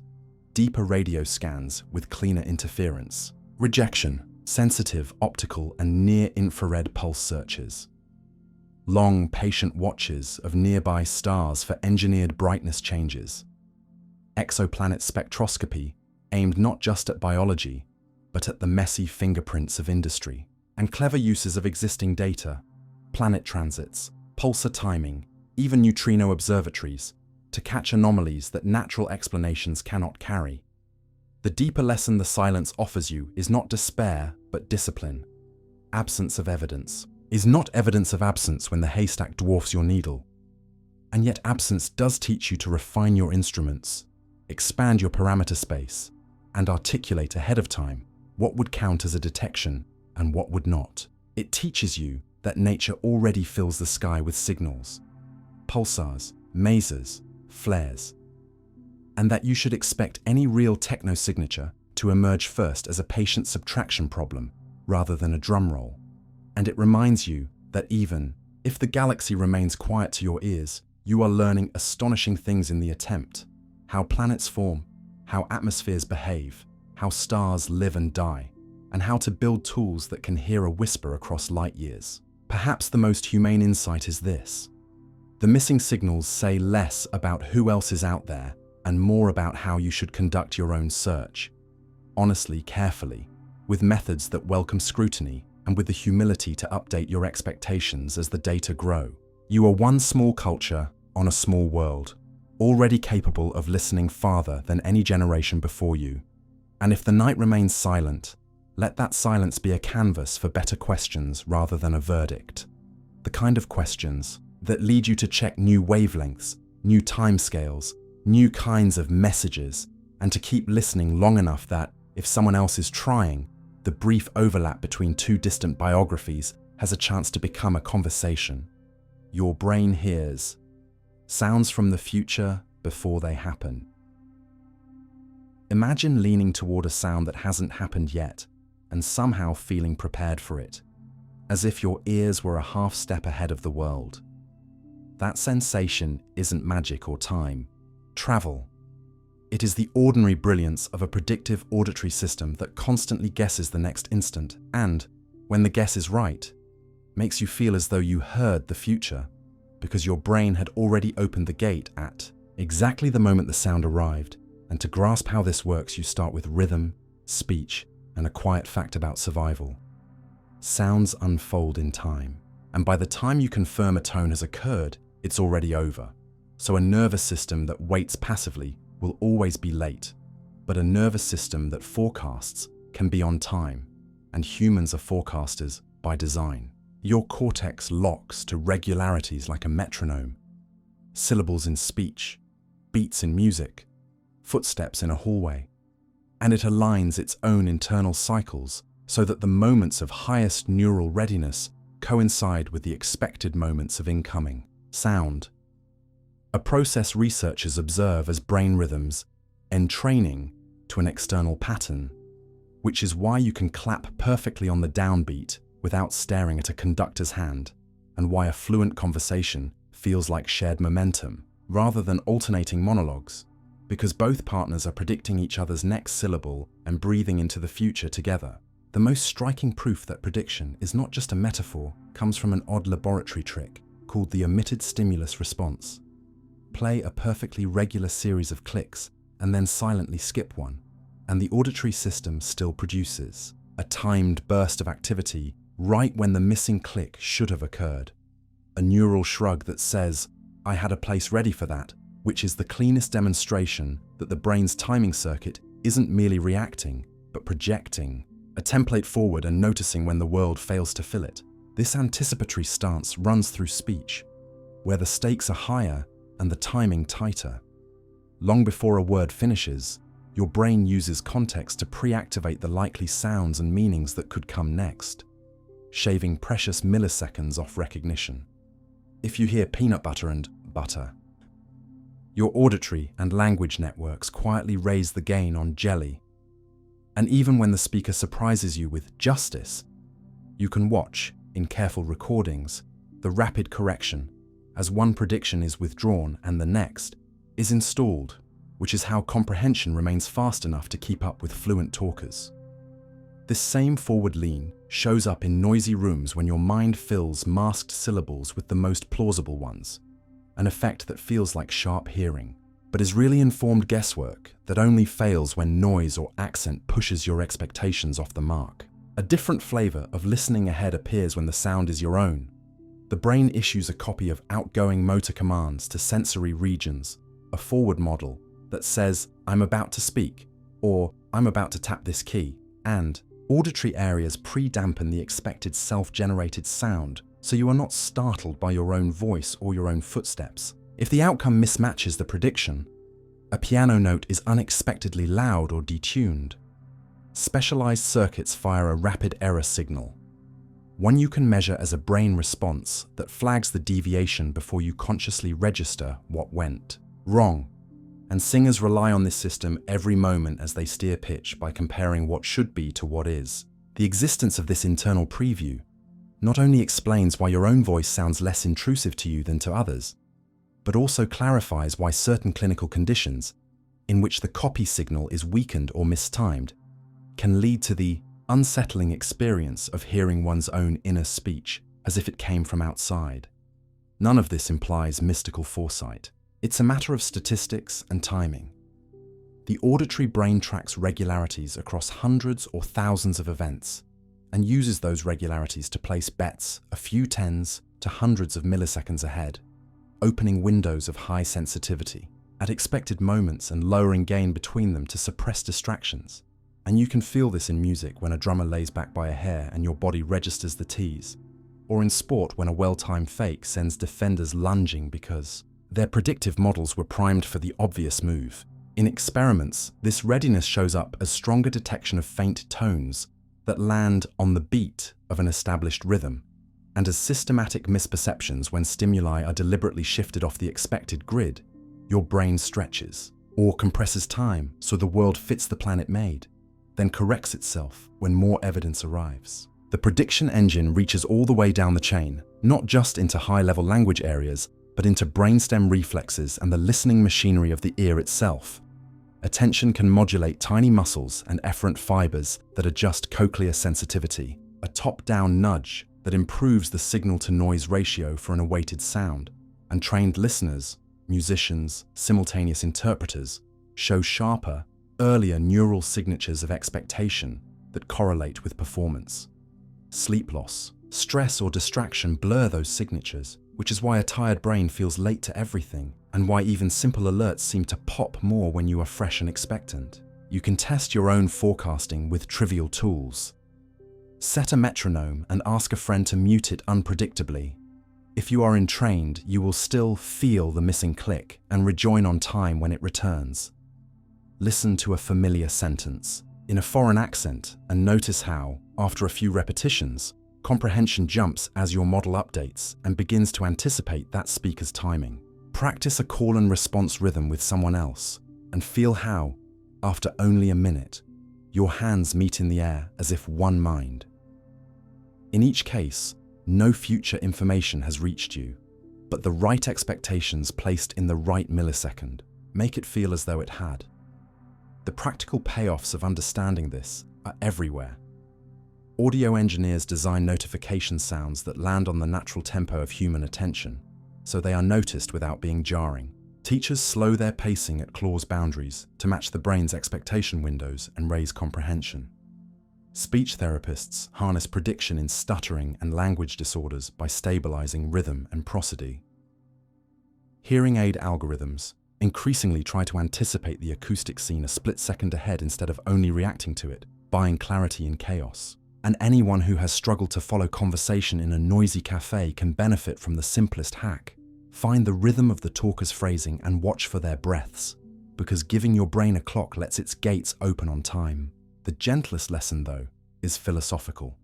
When people say, your brain hears the future, what they mean is that you are built to live half a beat ahead, to place small, disciplined bets on what the world will do, and to be ready when it does, and that this habit, far from being a trick, is the foundation of fluent life. The ore lies not in violating time, but in learning how much of your experience depends on predictions, so swift and skillful, you never notice them until they stumble, and in realizing that you can train this sense through music, languages, attention. So, the next time a sound arrives right on cue, it feels less like luck and more like the practiced grace of a mind that knew when to listen. Evidence that your thoughts can reshape randomness around you. Suppose you sat beside a machine that flips a digital coin thousands of times a minute and felt, with a quiet stubbornness, that your steady focus could nudge those heads and tails off perfect balance. Would the world notice, or would it shrug?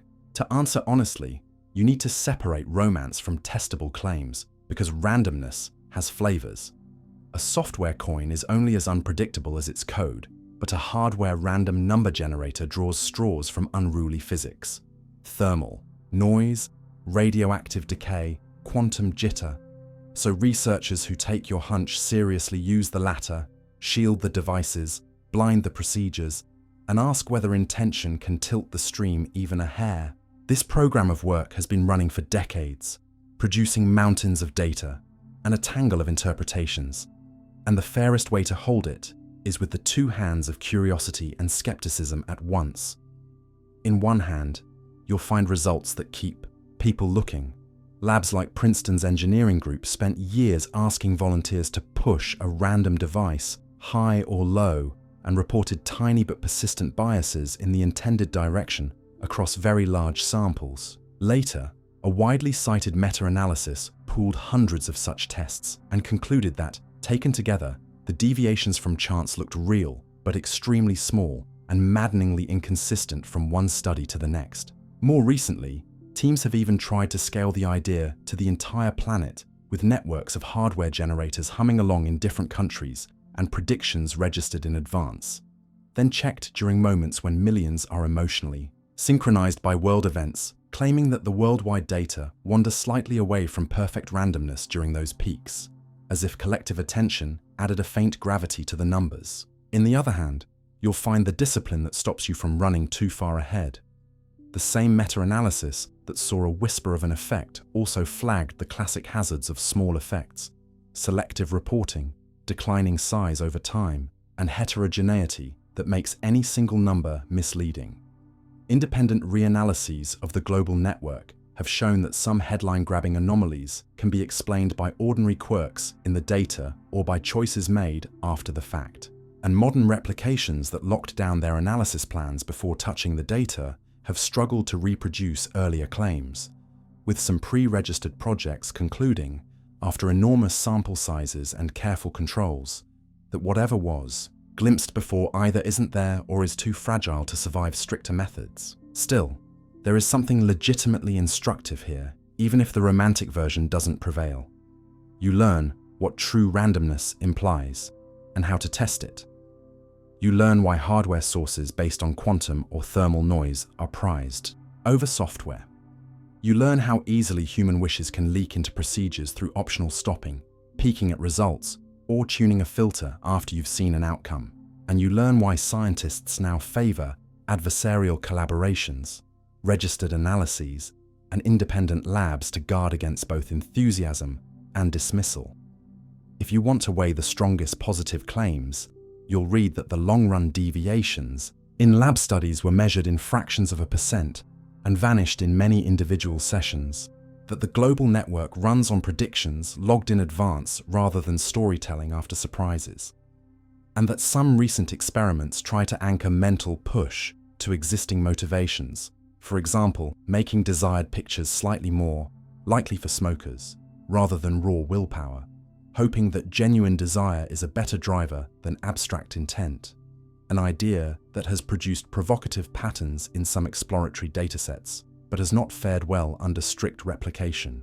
If you want to steel your caution, you'll notice how often apparent effects fade when methods improve, how the best negative results are also teaching us by showing what controls matter: shielding, tamper-proof logging, cross-lab synchronization, and how useful it is to ask not only, is there a deviation, but could any pre-processing or selection have made a normal fluctuation look special?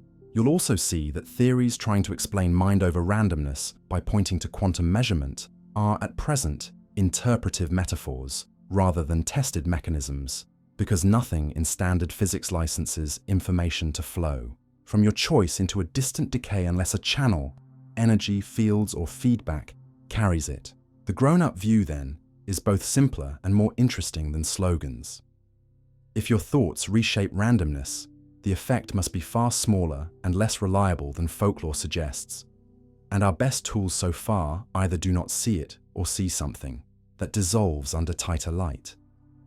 Yet the pursuit is not wasted, because it has forced clarity about randomness itself, advanced the craft of bias-proof experiments, and reminded you that extraordinary ideas deserve tests that would make even a fan smile when the answer is no. There is room too for a gentle human reflection that does not smuggle in magic.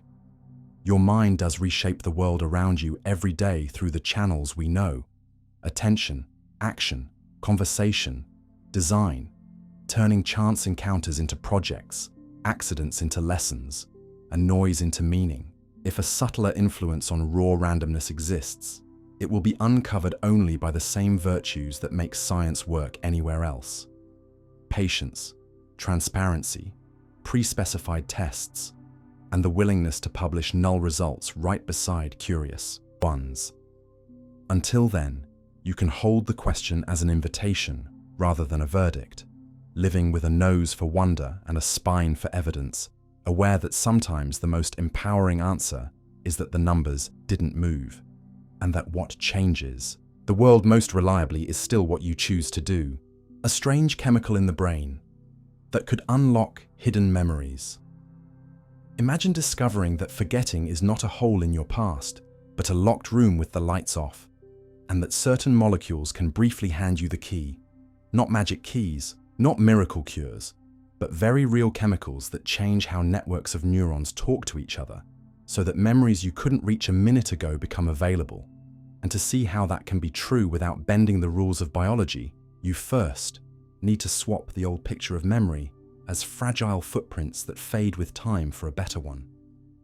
Experiences are stored as engrams, patterns of connections strengthened in specific sets of neurons, and loss of access often means those patterns are intact but gated, muffled by breaks that keep the brain stable. So the question modern neuroscience asks is not only how to form memories, but how to lift the brakes safely when retrieval matters. One of the earliest strange chemicals to make people rethink the problem was PKMs, a persistently active enzyme that helps maintain the strength of synapses long after learning. And when researchers blocked it in rats with a tiny peptide inhibitor called ZIP, well-learned tasks, where food was hidden, which sound predicted a shock, seemed to vanish as if a rug had been pulled. A result so dramatic, it sparked a decade of debate about whether PKMZ is the maintenance glue of memory. Follow-up work complicated the tale, yet the core idea survived. Synaptic strength is not a one-time event, but an actively maintained state, and changing the balance of certain molecules can tip an old memory from stable to unstable, or from silent to available. A different, equally revealing route to the locked room runs through the brain's literal scaffolding. Many inhibitory breaks live outside neurons, in a lace-like matrix called perineuronal nets, rich in sugar protein chains, that stabilize circuits once development is over.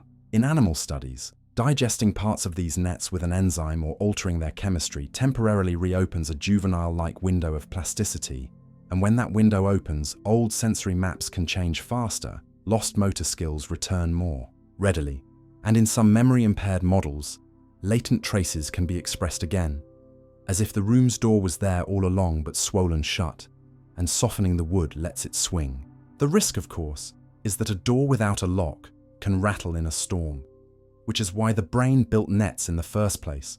So the trick in the lab is timing and targeting, briefly loosening specific nets in the right circuit while guiding the system with training so you retrieve and update rather than erase or destabilize. A third path isn't structural, but chemical conversation between neurons.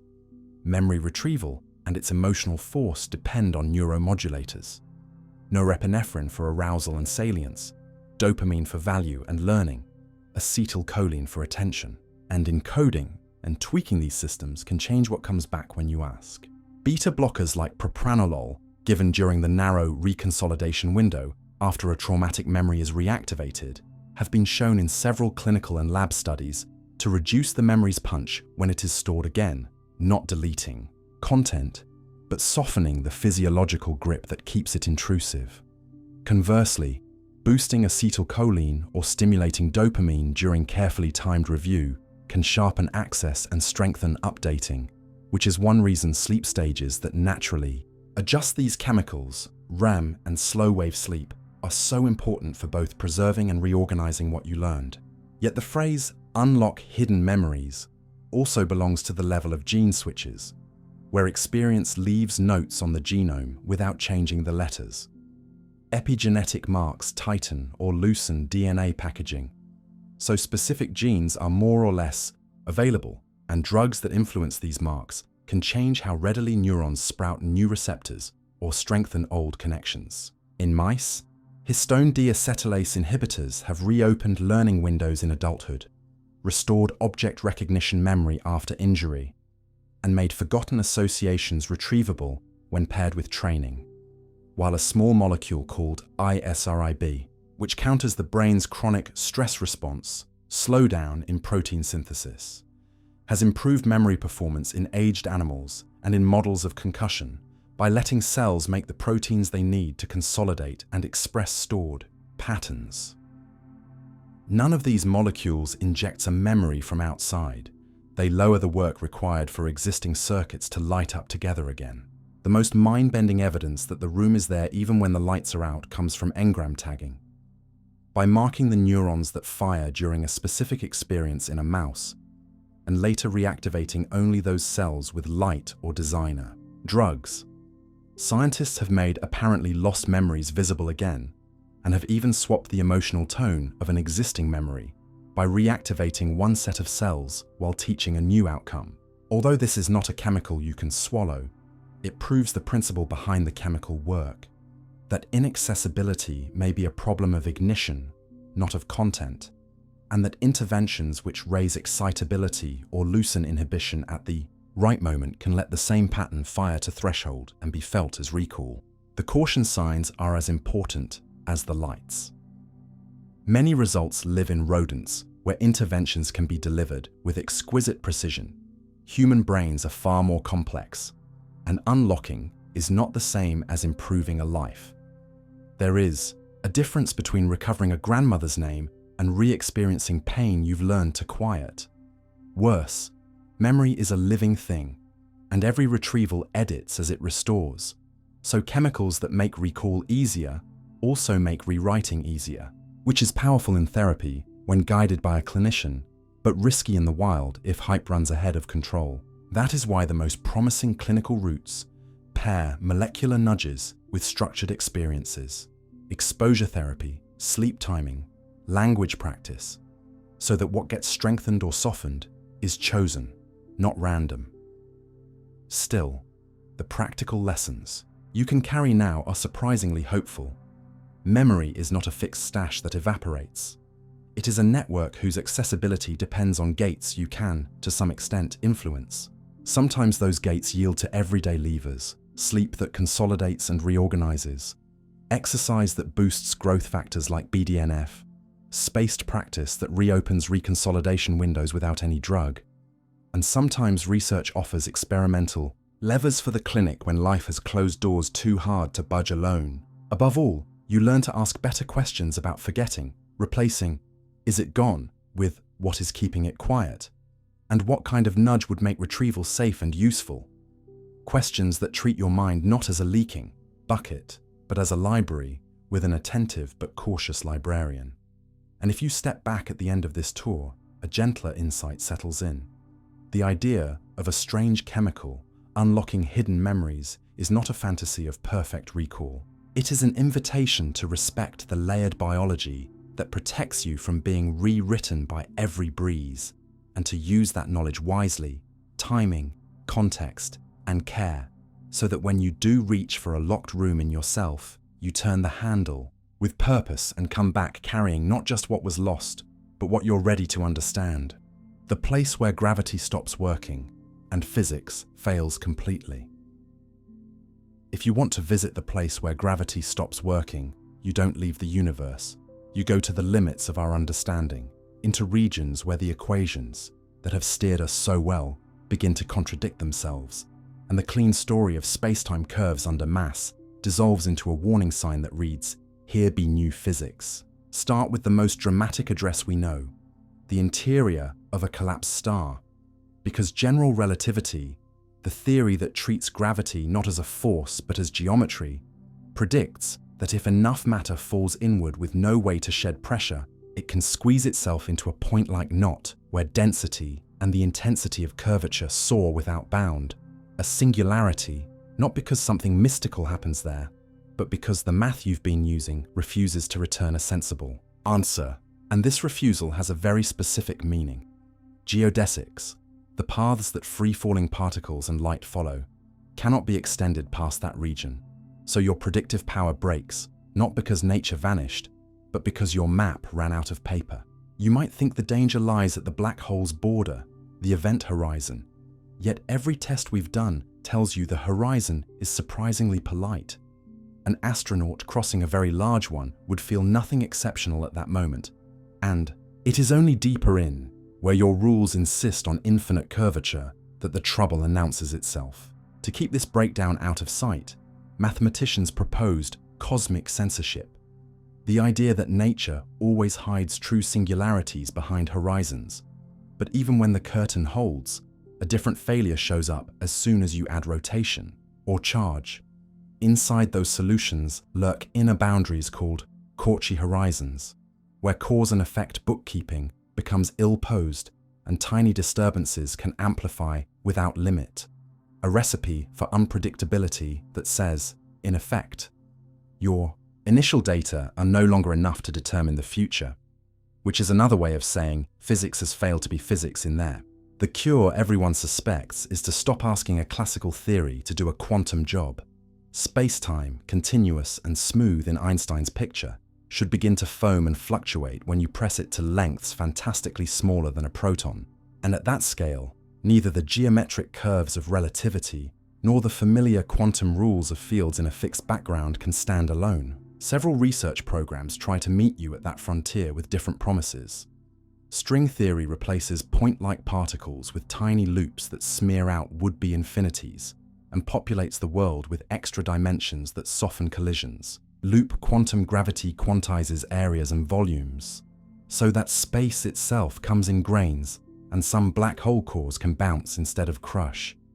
Asymptotic safety seeks a rare fixed point that would let gravity run to high energies without blowing up, and effective field theory approaches admit, with productive humility, that you can compute reliable corrections at energies below the catastrophic regime without pretending to know the final story.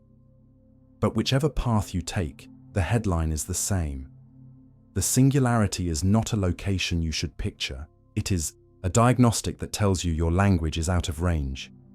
This warning appears not only in the hearts of black holes, but in your deepest cosmological memory, the traditional beginning of the universe when you run the film backward and everything crowds into a hot, dense state.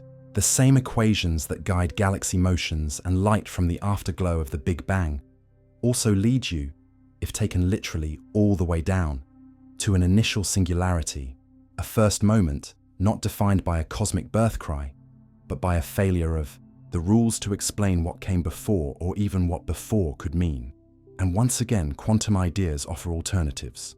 Some models describe a bounce from a prior contracting phase, others smooth the first instance into a finite, non-singular haze where time's shorter than an unimaginably small tick, simply do not exist as distinct intervals, and yet others treat the Big Bang not as a point, but as a transition, like water crossing from one state to another, where the geometry you used to talk about space and time emerges from deeper constituents, the way pressure and temperature emerge from molecules. On the way to these frontiers, you learn that gravity stops working is a misleading phrase, because wherever you can test it, gravity works exquisitely well.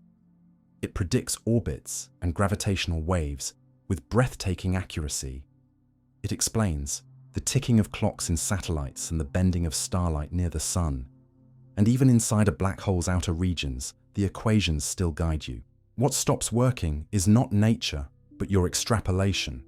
And you can see this in the famous information puzzle that turns black holes into philosophy seminars.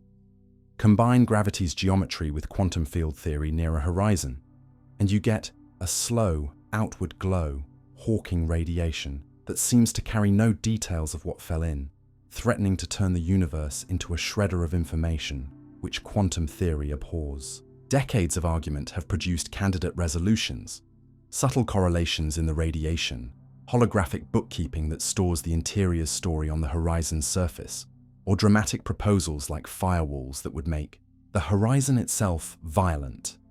But the shared moral is clear even before the verdict. Any consistent answer requires a theory that unites geometry and quantum mechanics at a fundamental level, because only then can you trace what really happens. Where your current approximations give contradictory orders, if you want a less exotic demonstration of the same lesson, look to the edges of neutron stars, where matter is squeezed so hard that the distinction between particle and fluid blurs, and ask where the last stable orbit lies, or how fast the star can spin before it tears. You can compute beautifully until your equation of state, your recipe for how nuclear matter behaves, runs out of trustworthy data, and then again, physics' prediction stalls. Not because the universe hid the answer, but because you need laboratory anchors you don't yet have. New gravitational wave observations of colliding neutron stars are beginning to supply those anchors, tightening the curve of what is possible and inching the failure line deeper into the unknown. All of this, singularities as warnings, horizons as modest curtains, early universe bounces, and the information debate, teaches you an unexpectedly hopeful habit of mind. The places where gravity fails are not signs that reality is incoherent. They are signposts for the next theory, and they have already shaped the tools that will eventually replace the red X on your map with a navigable road. Ever more precise wave detectors, clocks that compare time at different heights to test tiny deviations from relativity, telescopes that image the glowing gas circling close to a black hole's lip, and mathematical frameworks that turn vague metaphors like holography into calculations that match real spectra. The practical skill you gain is not arcane. It is a way to think about any hard boundary. Whenever a model gives you infinity, treat it as a flare saying, new degrees of freedom are needed. Whenever predictability fails, ask which assumptions about continuity or locality are being pushed too far. And whenever certainty hardens around a region, you cannot probe, look for clever, indirect measurements that tug its consequences into view. So when you hear that there is a place where gravity stops working and physics fails completely, translate that claim into its honest form. There are domains where our best current playbook contradicts itself, where space-time as a smooth stage cannot be the whole story.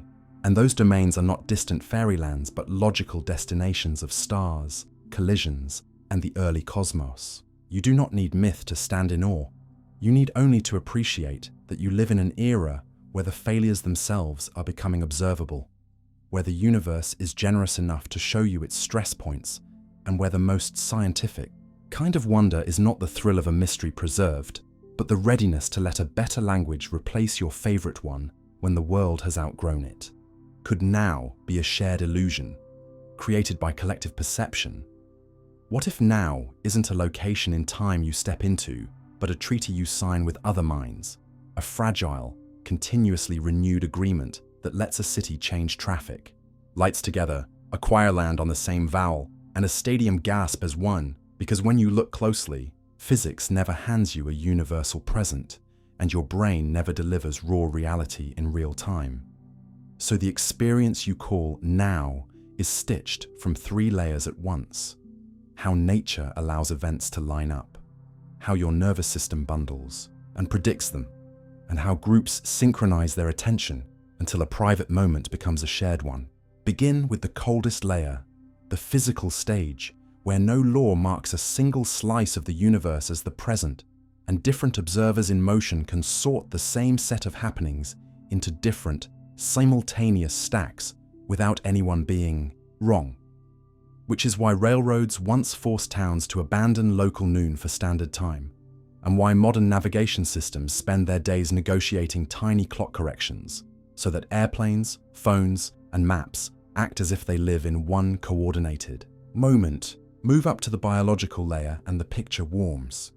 Your brain gathers evidence over short intervals, guesses what is about to occur, and then publishes a tidy update that feels immediate. Not because it arrived the instant light hit your eyes or sound hit your ears, but because the system timed its report to be useful for action, and while the exact span of that integration varies with task and attention, the practical point is clear. Your present is a summary, not a raw feed. The new step, and the one that answers the question in the title, lives at the social layer where summaries knit together. When people talk, their pauses and stresses fall into a rhythm that listeners begin to anticipate, and recordings show that a speaker's patterns can couple with a listener's brain activity so that certain slow waves rise and fall together. A modest but reliable alignment that predicts better comprehension and easier turn-taking. Put musicians in a room and the effect becomes palpable. Body sway, breathing, and tiny timing adjustments lock into a groove so that the downbeat is no one person's alone, but a target. The entire group is helping to define in flight, and choirs routinely show heart rates drifting into similar patterns during sustained phrases, not because the hearts share a wire, but because shared breathing and attention bring them under the same gentle clock. Once you notice these ordinary synchronies, you begin to see now expanding and contracting with context. In a lively conversation, a common present may span a clause or two, a few seconds that both parties feel as one beat of meaning. At a concert or in a cinema, hundreds of minds adopt a longer now, the tension before a drop, the hush before a reveal, as if the story itself were a metronome. During national events, news cycles and live broadcasts create a gigantic, mediated present that millions treat as shared despite small delays on their devices. And social platforms amplify this by punctuating attention with trending tags and countdowns, converting a day into a sequence of synchronized pulses. Even at the scale of daily life, calendars and rituals manufacture collective presents you might take for granted. Market open, lunch hour, call to prayer, bedtime story, each a social bracket that tells many bodies to prepare for the same next few minutes. Biology helps this along with quiet reflexes. Walk beside someone and your steps will often drift into the same tempo without trying. Clap with a crowd and scattered applause can spontaneously snap into coordinated bursts as each person adjusts by a hair to reduce the group's overall mismatch. Watch a penalty kick and you will feel a strain in seconds that fans worldwide are stretching with you. And studies of arousal show that shared emotion can compress or dilate the felt length of a moment. Fear and surprise making now seem longer, flow and absorption making it seem shorter, so that groups literally experience the same interval differently depending on the mood they co-author. Technology both exposes and repairs the illusion. Video calls remind you that our together is fragile. Audio arrives late, faces lag, and turn-taking grows awkward. Yet simple fixes like slight echo suppression, visual cues for who speaks next, and better buffering can bring remote brains under a workable common clock. On a grander scale, the internet itself keeps time through algorithms that make thousands of servers agree on an approximate present. So your messages, trades, and searches line up. And the fact that we need those algorithms at all is the biggest clue that simultaneity is built, not found. None of this requires mysticism or mind melding. The alignments measured between brains are correlations shaped by shared inputs and expectations, not evidence of a single hive mind timeline, and the differences between people, fatigue, culture, neurotype, can shift how wide or narrow their personal present runs. But that variability is part of the lesson. A shared now is a negotiated zone, widened by clear cues and trust, narrowed by noise and stress, and the negotiation is happening, continuously whether you notice it or not. The practical uses fall out immediately. If you teach or lead, you can create a stronger common present by marking boundaries, brief silences before key points, using rhythm and gesture to give listeners a clock, and inviting micro-responses, a nod, a whispered yes, that keeps circuits aligned. If you collaborate across distance, you can treat delay as a design problem. Shorter turns, explicit handoffs, and visible timing markers repair the sense of co-presence. If you want deeper intimacy, you can practice pacing and mirroring, adjusting your speaking rate, aligning breaths for a few sentences, letting shared silence do its quiet work, because those small acts literally move two nervous systems into a more overlapping moment. And when you return to the title's question, could now be a shared illusion created by collective perception, the sober answer is that illusion is the wrong insult and shared is the right insight.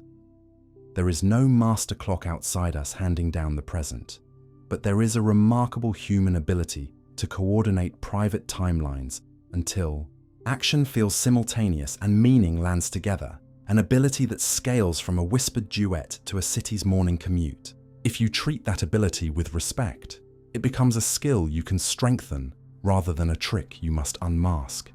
And you end up with a kinder philosophy of time, one where the present is not a vanishing point, but a braid woven from physics, biology, and attention, sturdy enough to live in and flexible enough to include other people when you choose to make room. The vast, invisible ocean of energy flowing through your body. Before you finish this sentence, you will have made and spent millions of molecules of cellular fuel. By tonight, if all goes well, you will have rebuilt roughly your body weight in adenosine triphosphate, ATP, only to break it again moments later, proof that you are not a statue that occasionally moves, but a continuous current of energy converting, rooting, and reclaiming itself in silence. And once you accept that, the invisible ocean in you stops sounding mystical and starts looking like plain, beautiful biology. Every one of your trillions of cells runs on gradients, differences, in concentration and charge, that are carefully maintained so work can be extracted when the gates open. And the chief engine keeping those gradients steep is the mitochondrion, a tiny, double-membraned workshop that strips high-energy electrons from food, hands them down a chain of protein complexes, and uses the released energy to pump protons into a waiting reservoir. When those protons flow back through a rotary protein called ATP synthase, imagine a molecular water wheel. They drive the phosphorylation that turns ADP into ATP, the little coin spendable everywhere from muscle to memory. Oxygen is not a luxury here, it is the final partner that accepts the electrons and leaves as water. And the whole choreography is so efficient that a single glucose can yield on the order of a few dozen ATP molecules, while fats, more energy dense, deliver even more with slower release.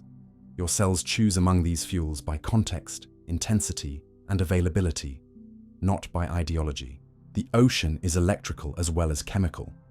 Each cell membranes a charge, typically tens of millivolts more negative inside than out, and maintaining that difference is expensive. Pumps exchange sodium for potassium. Calcium is kept at a whisper in the cytosol and surged when a message must be shouted.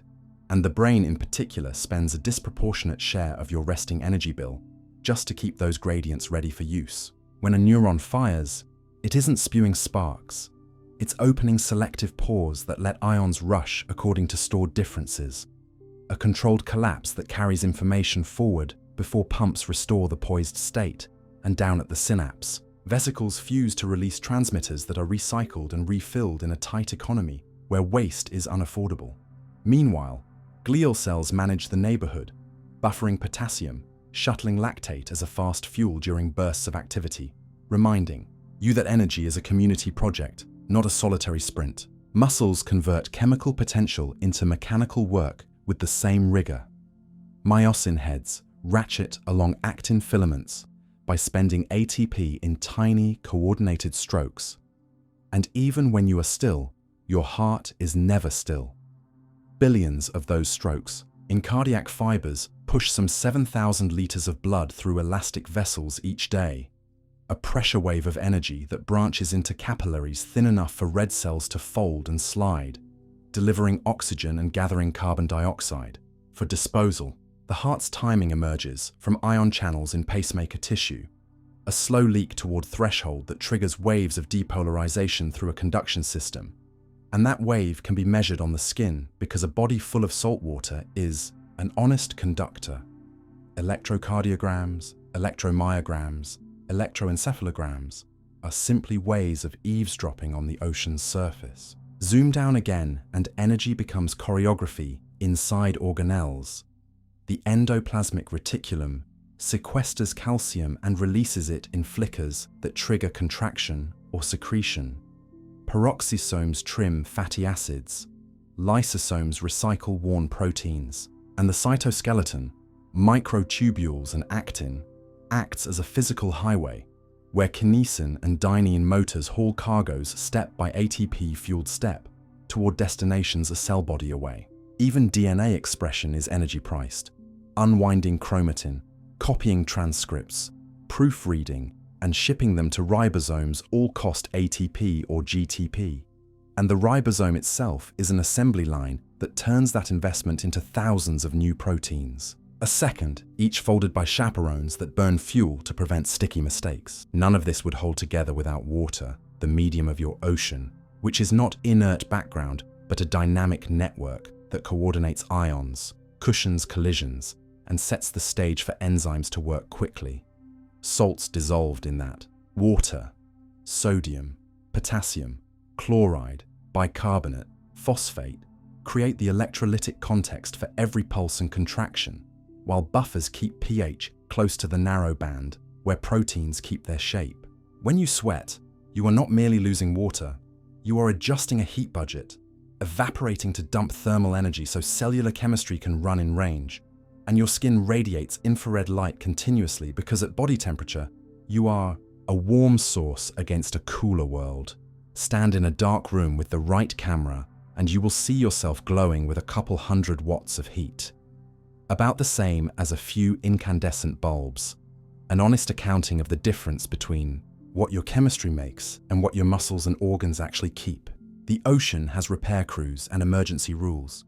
When oxygen dips or demand outpaces supply, glycolysis accelerates to make ATP without oxygen, trading efficiency for speed and leaving lactate, not as a toxic end, but as a shuttle that other tissues can oxidize later. Phosphocreatine stands by in muscle to buffer the first seconds of intense effort, donating a phosphate to turn ADP back into ATP while mitochondria ramp up. In the liver, gluconeogenesis stitches new glucose from smaller pieces during long fasts, so your brain has a steady feed, and in fat tissue, triglycerides patiently store excess energy in anhydrous packages for lean times. A plan so effective that the modern world's constant feast turns it into a problem of too much success. The flow also guides growth and repair in ways that look like pattern. Wounded skin sets up voltage differences at the edges that help direct migrating cells. Blood vessels sprout toward energy-hungry tissue because starving cells release signals that call them. And developing organs adjust their local electrical properties as genes switch on and off to sculpt structure. These are not mystic meridians, they are physics and signaling learning to cooperate across distances too small to see. Even the immune system is an energy tactician, shifting its cells between fuel programs, sugar burning for rapid response, fat oxidation for long watches, depending on the job, and in chronic illness, those programs can misset, leaving defenses both tired and overactive. If you want a single number to hold, consider power. At rest, you dissipate roughly 100 watts, enough to warm a small room, and during hard effort, you can surge to 10 times that for short bursts, your mitochondria whipping electrons faster down the chain and your heart beating a broader river through opened vessels. Every breath is a negotiation between energy made and heat removed, and sleep is not an off switch but a planned maintenance window in which synapses renormalize. Protein. Debris clears through the brain's fluid channels, and hormonal signals retune the day's budgets. None of this needs slogans about raising your energy. The dials are concrete. Food quality alters how cleanly mitochondria run and how satisfied your hormones feel. Movement signals muscles and nerves to build more machinery, including new mitochondria and richer capillary beds, deliberate breathing and unbroken sleep shift.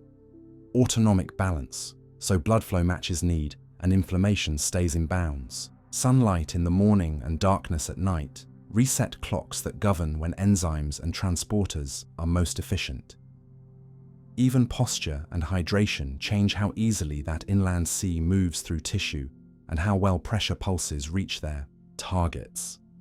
If a philosophical thought belongs anywhere, it is here. You are not separate from this ocean.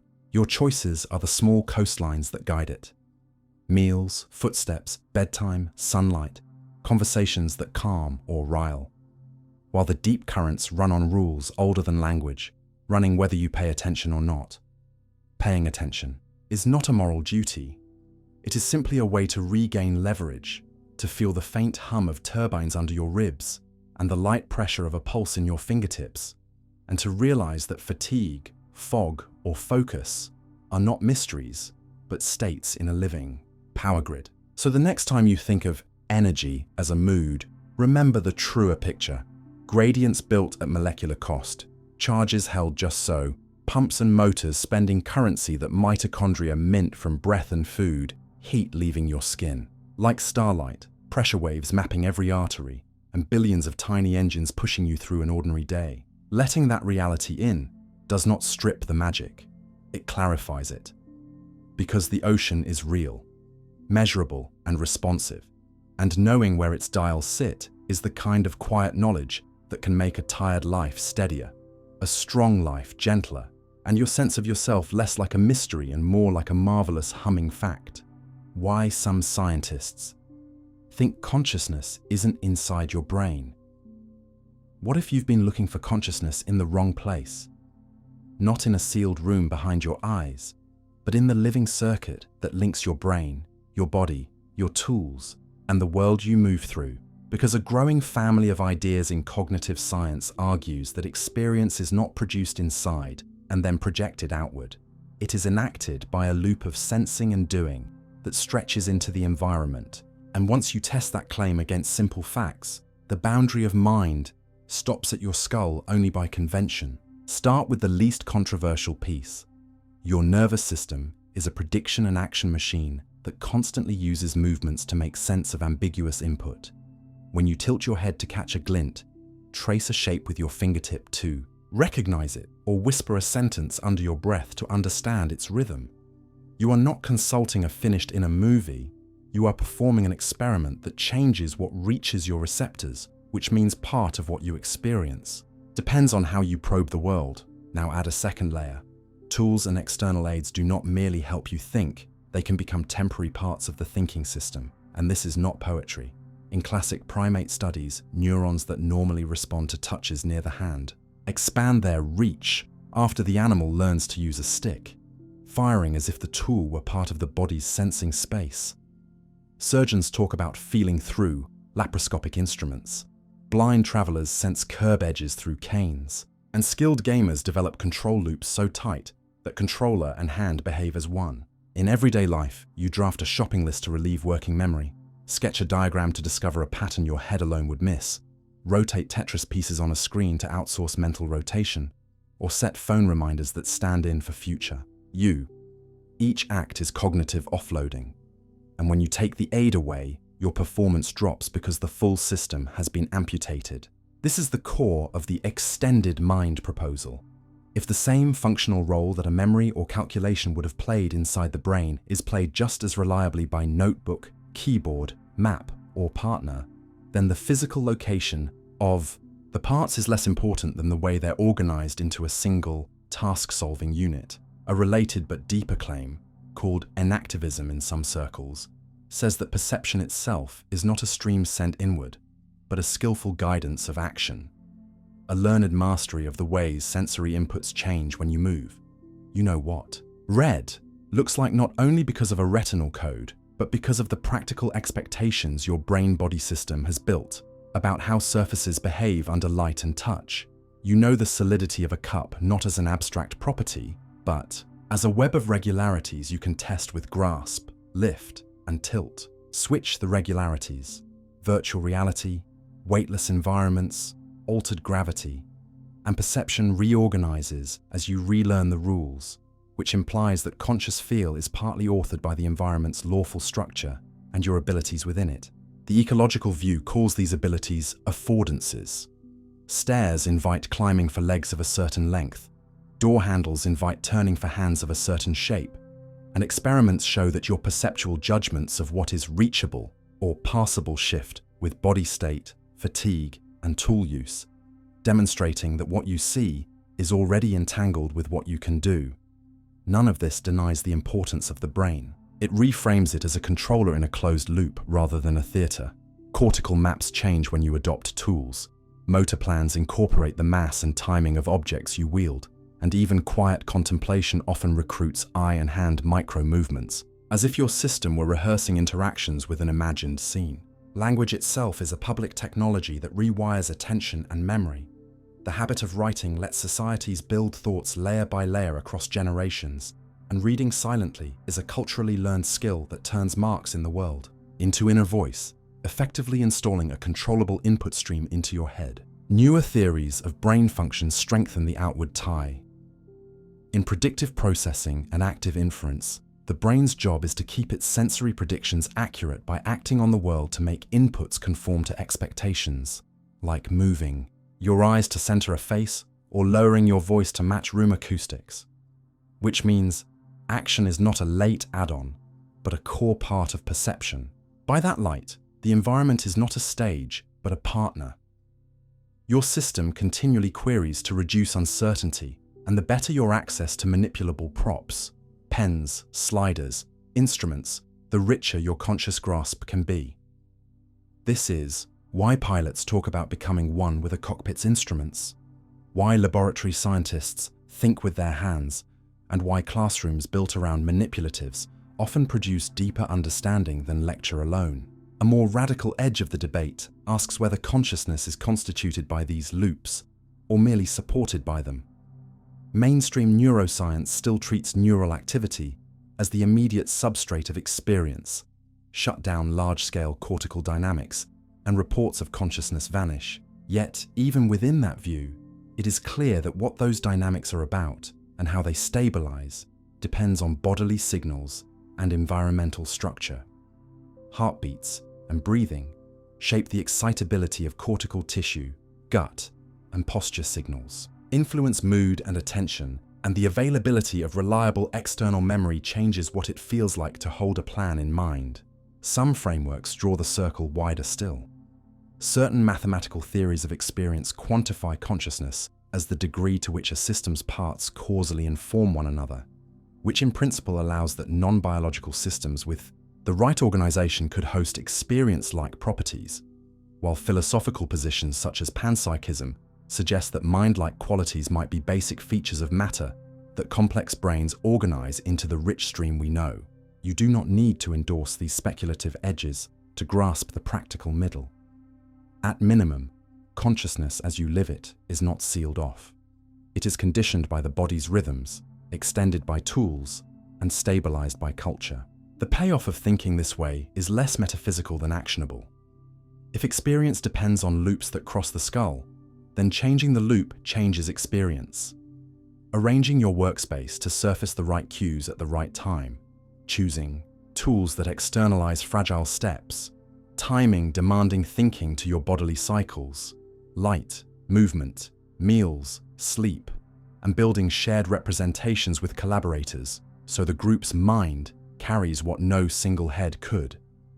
Even solitary reflection becomes easier when you treat paper, whiteboards, and silent gestures as parts of attention rather than extras. And on the health front, therapies that pair bodily practices with cognitive work, breath training for panic, movement for rumination, environmental restructuring for addiction, make sense because they reshape the loop rather than scolding the brain. The gentler insight that follows is personal.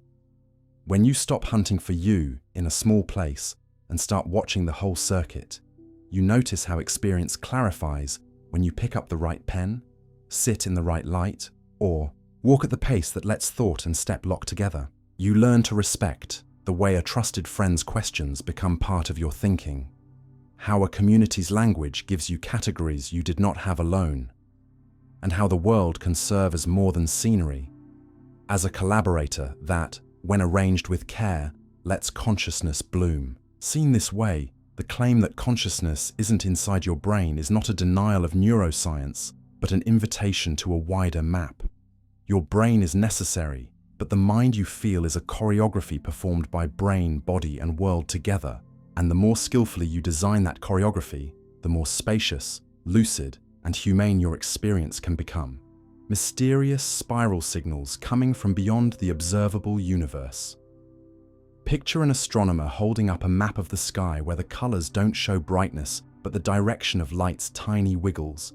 And there, sprawled across the canvas, are faint curling patterns, little swirls that look like eddies in a cosmic tide, inviting you to ask whether something outside our visible universe is twirling the lights before they reach us. The honest starting point is simple. Nothing beyond the observable cosmos can send us new photons today, because their journey would take longer than the universe has existed. But the far side can still influence what we see if it left fingerprints. On the oldest light we can observe, the afterglow of the Big Bang, or if it shaped huge structures whose gravity and magnetic fields twist signals on their way here. So when researchers talk about spiral or curl signatures with an origin bigger than our horizon, they mean subtle patterns that show up not as pictures of distant objects, but as statistics etched into ancient light and radio polarization. Begin with the most famous canvas, the cosmic microwave background. Those photons last scattered from hot plasma when the universe was about 400,000 years old, carrying a memory of ripples in density and motion. Analyze their polarization, and you can separate it into two kinds of texture: smooth, mirror-symmetric patterns and curl-like whirlpool patterns. And the second kind, the curls, are special because they are hard to produce with ordinary density. Ripples, gravity waves from the very first instance, if they existed, would stir space itself and imprint a telltale swirl in this polarization. So a spiral signal here is not a drawing of a spiral galaxy, but a fingerprint of early universe. Rumbling that may involve physics we cannot recreate, possibly seeded by processes that extend beyond our horizon. Teams on mountaintops and at the South Pole have been chasing this for years, building ever cleaner instruments, comparing frequencies to subtract the Milky Way's dust, whose grains align in our own magnetic field and can fake a swirl, and refining methods to keep lensing by intervening galaxies from bending straight patterns into curl-like ones. Progress is careful and slow because a false swirl from foregrounds or instrument quirks would be far easier to make than a true signal from the dawn. A second route to curling patterns is rotation, not of objects, but of the polarization angle as light travels, because magnetized plasma rotates the direction of polarization in a frequency-dependent way, an effect called Faraday rotation. And any rotation that varies across the sky can turn straight patterns into spirals. This is not speculation. Radio astronomers routinely map such rotations within and beyond our galaxy to reconstruct magnetic fields, and some of the most striking spiral textures in radio polarization come from helical fields around jets from black holes in distant galaxies. Scale that idea up, and you reach a profound test. If there were large-scale, early magnetic fields with a handedness, a preference for right or left twisting structure, those fields could imprint a tiny asymmetry between mirror image patterns in the microwave background and radio sky, a parity-odd signal that would look, in statistical summaries, like a cosmic preference for one kind of swirl over the other. Finding such a preference cleanly would be a shock, hinting at processes in the very early universe that violated the usual mirror balance and potentially involving physics whose causal roots stretch beyond our now visible patch. A third pathway is gravity's lensing with a twist. We know mass bends light, but if the bending field varies in time, or if photons pass near rotating asymmetric structures, the deflections do not simply smear, but can shear and curl polarization, patterns in specific ways. Across billions of light years, a sea of galaxies and dark matter halos constantly tugs at microwave photons, and we can already reconstruct much of this lensing and remove its swirl-like contamination from the primordial signal. Nonetheless, the exercise teaches a larger lesson for any mysterious spiral claim.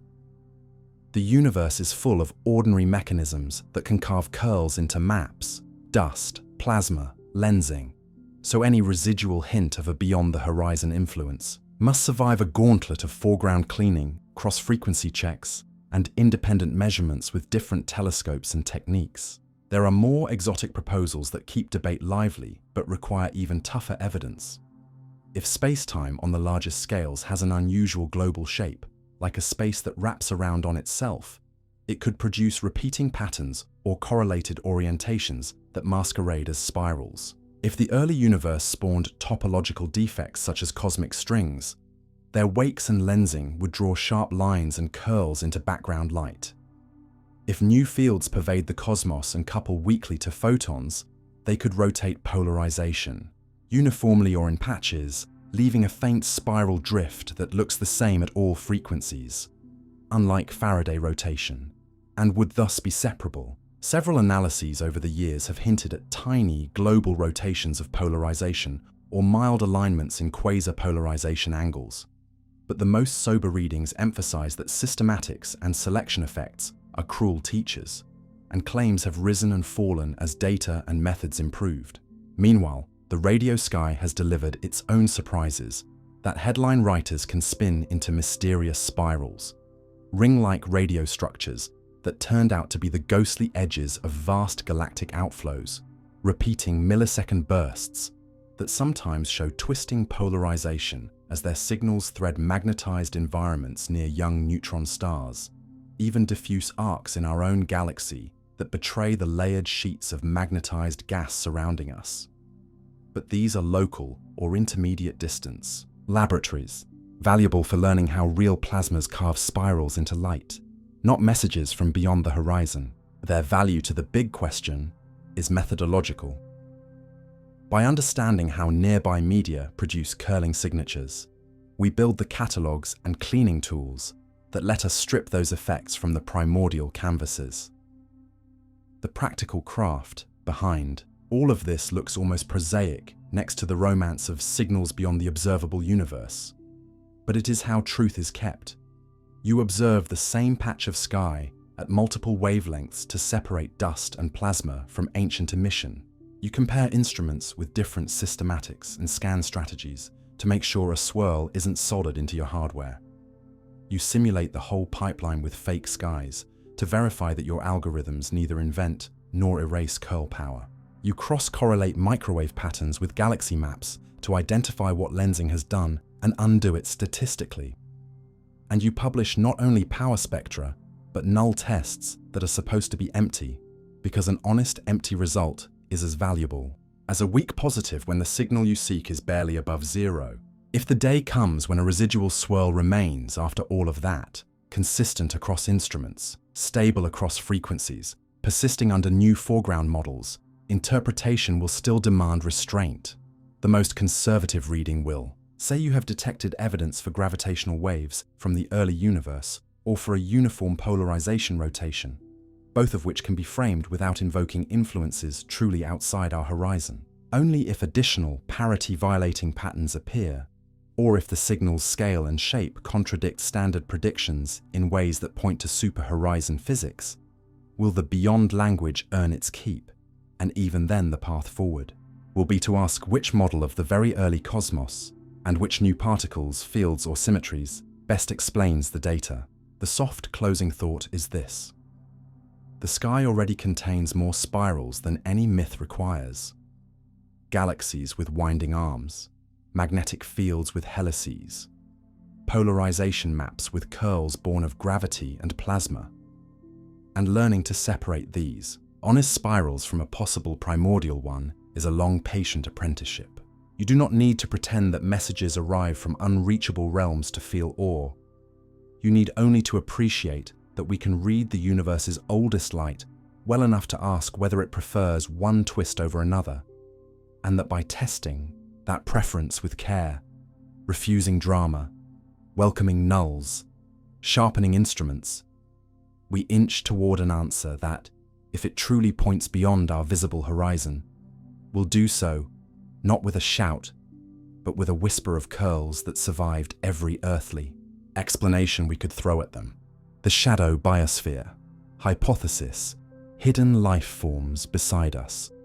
Imagine walking through a world so saturated with life that you mistake familiarity for completeness, and then hearing a quiet proposal that feels both outrageous and sensible. Perhaps a second biology has been here all along, a shadow biosphere built from different molecular choices, living beside us yet mostly invisible, because our tests only recognize the chemistry we already know. The idea doesn't ask you to believe in miracles, only to notice how tailored our nets are. Culture plates that favor a narrow set of microbes, stains that glow only when they clamp onto DNA as we define it, universal genetic primers, that are universal only for the lineages that share our ribosomal parts, and to recognize a simple risk of method.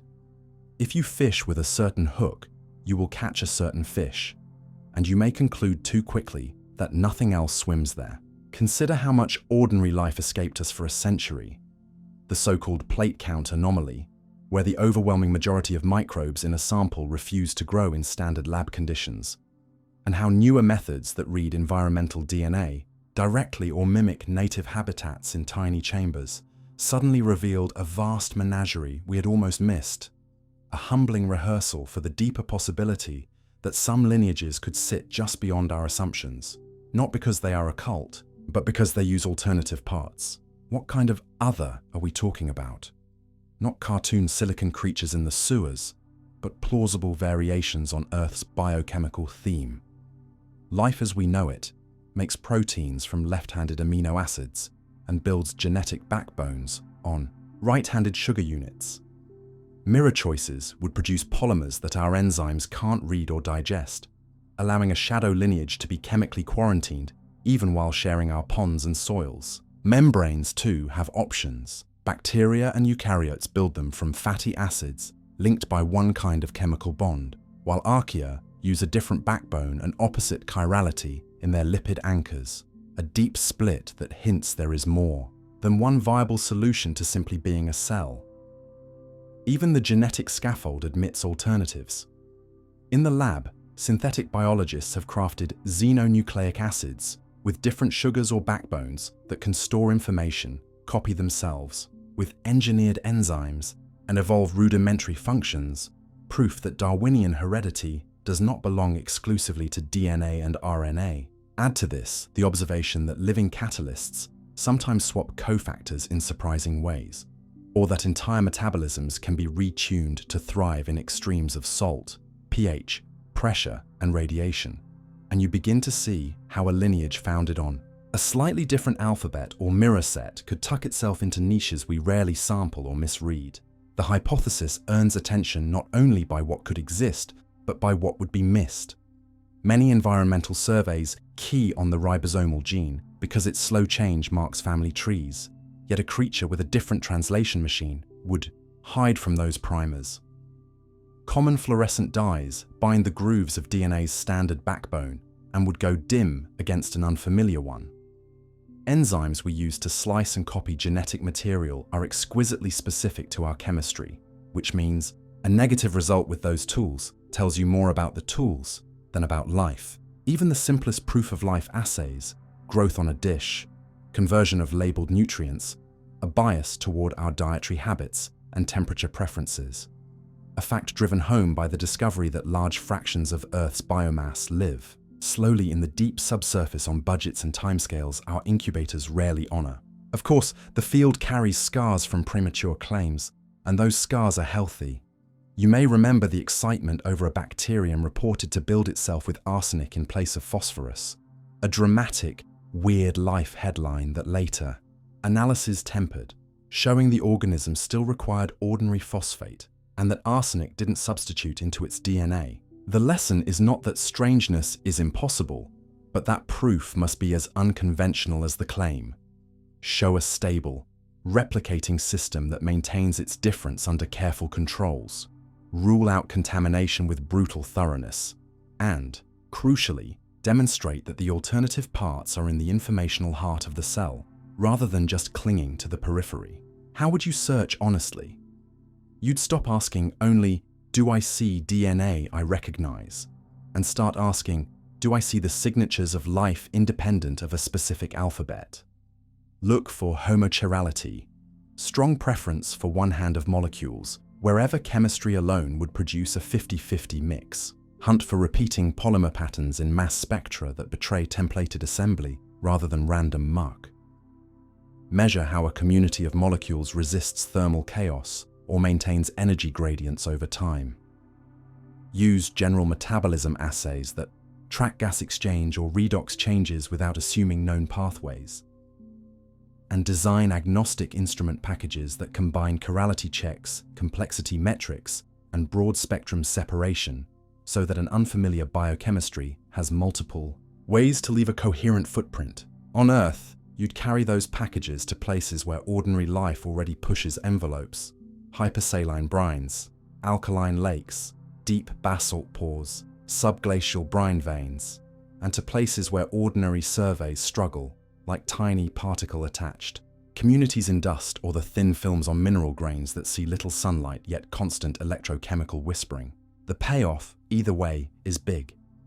If you find nothing beyond familiar life, you learn the comforting but non-trivial truth that Earth's biochemistry is a stable attractor. Many routes lead back to one recipe, and you sharpen the tools we'll send to Mars, Europa, Enceladus, and Titan. If you find a lineage with a different chirality, backbone, or translation system, and show that it is truly independent, no genetic exchange, no shared ancestry hiding in the details, you double the number of origins of life we know on one planet, and the rare spark story becomes harder to tell with a straight face. There is a gentler implication too. A confirmed shadow biosphere would not turn the familiar world alien.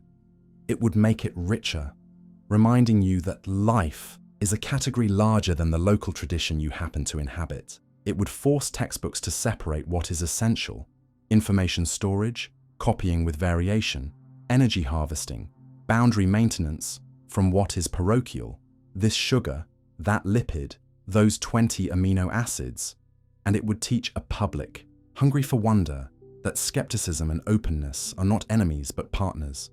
You set a high bar, you insist on clean methods, and you keep looking anyway. In the quiet between headlines, that is perhaps the most useful habit you can borrow from the hypothesis: to notice how often your instruments, scientific and personal, report the world back to you in familiar colors, and to ask now and then which parts of reality might reveal themselves if you changed the light, swapped the stain, or stood in a different place. Whether or not hidden life shares our sidewalks, the discipline of searching for it makes you better at seeing what is already here, and it prepares you to recognize the truly foreign if, one day, you meet it. How your brain invents colors that don't exist in reality. Stand in noon sunlight and try to point to magenta in the spectrum. You can't, because there is no single wavelength for it. And that small astonishment opens the door to a larger truth. Color is not a property waiting inside light. It's a construction your visual system builds from limited samples, rules of comparison, and smart guesses, which is why you routinely experience colors that have no independent existence in the world. To see how this can be true without hand-waving, start with the basic hardware. 3 kinds of cone photoreceptors tuned to overlapping bands of short, medium, and long wavelengths, plus rods for low light. And note that each cone simply reports how much it was stimulated, not which wavelength did the stimulating. So the brain must infer spectral content, by comparing patterns across cones, and different mixtures of light can produce the same pattern, meaning physically distinct spectra, can feel identical to you, a phenomenon called metamerism that lets filmmakers fake a sunset on a screen using just 3 primaries. The next step is the wiring, because your brain doesn't traffic in the raw outputs of S, M, and L cones, but in opponent combinations that sharpen differences and anchor your color axes. One channel contrasts long and medium wavelength activity, and you experience it as red-green. Another contrasts short wavelength activity against the sum of the other 2, and you experience it as blue-yellow. And a third sums long and medium as a brightness-like signal, and this architecture gives you both power and limits. Power, because it enhances faint chromatic distinctions under messy illumination. Limits, because strong activation on both sides of the same opponent pair cancels, which is why reddish-green and bluish-yellow don't appear as stable sensations at a single spot, even though painters can place red and green pixels side by side and your eye will average them into something else. Now, return to magenta. It happens when long and short sensitive cones are active with little from the middle, a mix that no single spectral band can deliver because violet and red live at opposite ends of the rainbow. Your brain resolves this gap problem by inventing a percept along a line that connects those ends in color space, the so-called line of purples. So your experience includes hues, purples, magentas, that the spectrum alone does not contain. A tidy example of the system choosing perceptual coordinates that summarize its inputs rather than passively mirroring physics. A related family of made colors arrives through adaptation and afterimages, the brain's practical habit of discounting what hasn't changed. Stare at a bright green for half a minute, and then look at a gray wall, and you will see a persistent, pinkish haze, because the circuits that carry green have temporarily reduced their gain, and the opponent balance tilts toward the other side. Push adaptation further, and combine it with real stimuli, and you can experience what color scientists call chimerical colors. Hyperbolic oranges that feel more saturated than any paint, or eerie blues that seem dark and yet vividly blue at the same time, demonstrating that the nervous system's dynamic calibration, not the light alone, sets the boundaries of what you feel. If you think this is only parlor trickery, consider everyday constancy. A lemon in shade sends very different spectra to your eyes than the same lemon in sun, yet you still call it yellow because the visual system compares surfaces to their surrounds and estimates the color of the light source, a solve the illumination first strategy, captured by Retinex style models, that usually stabilizes the world but sometimes fails spectacularly. When it fails, 2 observers can sincerely disagree about the colors of the same object, because their brains made different assumptions about lighting, familiar from viral photos that split viewers into camps. Proof that color is an inference about both object and illumination, not a measurement of one or the other in isolation. The creative reach of the system goes beyond constancy into filling in and ownership. In the watercolor and neon spreading illusions, thin colored contours make a neighboring white region blush with a hue that isn't in the light from that region at all, and at the blind spot, your brain routinely fabricates the missing texture and color from the surroundings so that you never see the whole. Painters and designers exploit these construction rules when they place strokes of complementary colors to make areas glow or recede, leveraging lateral inhibition and opponent coding. So your experience acquires qualities that no spectrometer would report. Mathematics reveals a different sense in which some of the colors you manipulate aren't real. The standardized CIE 1931 color space uses imaginary primaries, hypothetical lights humans cannot actually see, to ensure that every physically realizable color corresponds to positive coordinates. And because real primaries, like the red, green, and blue of a display, cannot cover the entire human gamut, many points in the map lie outside any device's reach. Engineers cheerfully compute with these imaginary hues to predict mixtures and manage reproduction across media. A reminder that what looks like a simple rainbow is, from the brain's perspective, a 3-dimensional geometry of possibilities, with corners you can describe but never display. Biology also sets boundaries that differ across people. Genetic variation in opsin photopigments shifts cone sensitivities slightly, changing how yellows and greens divide.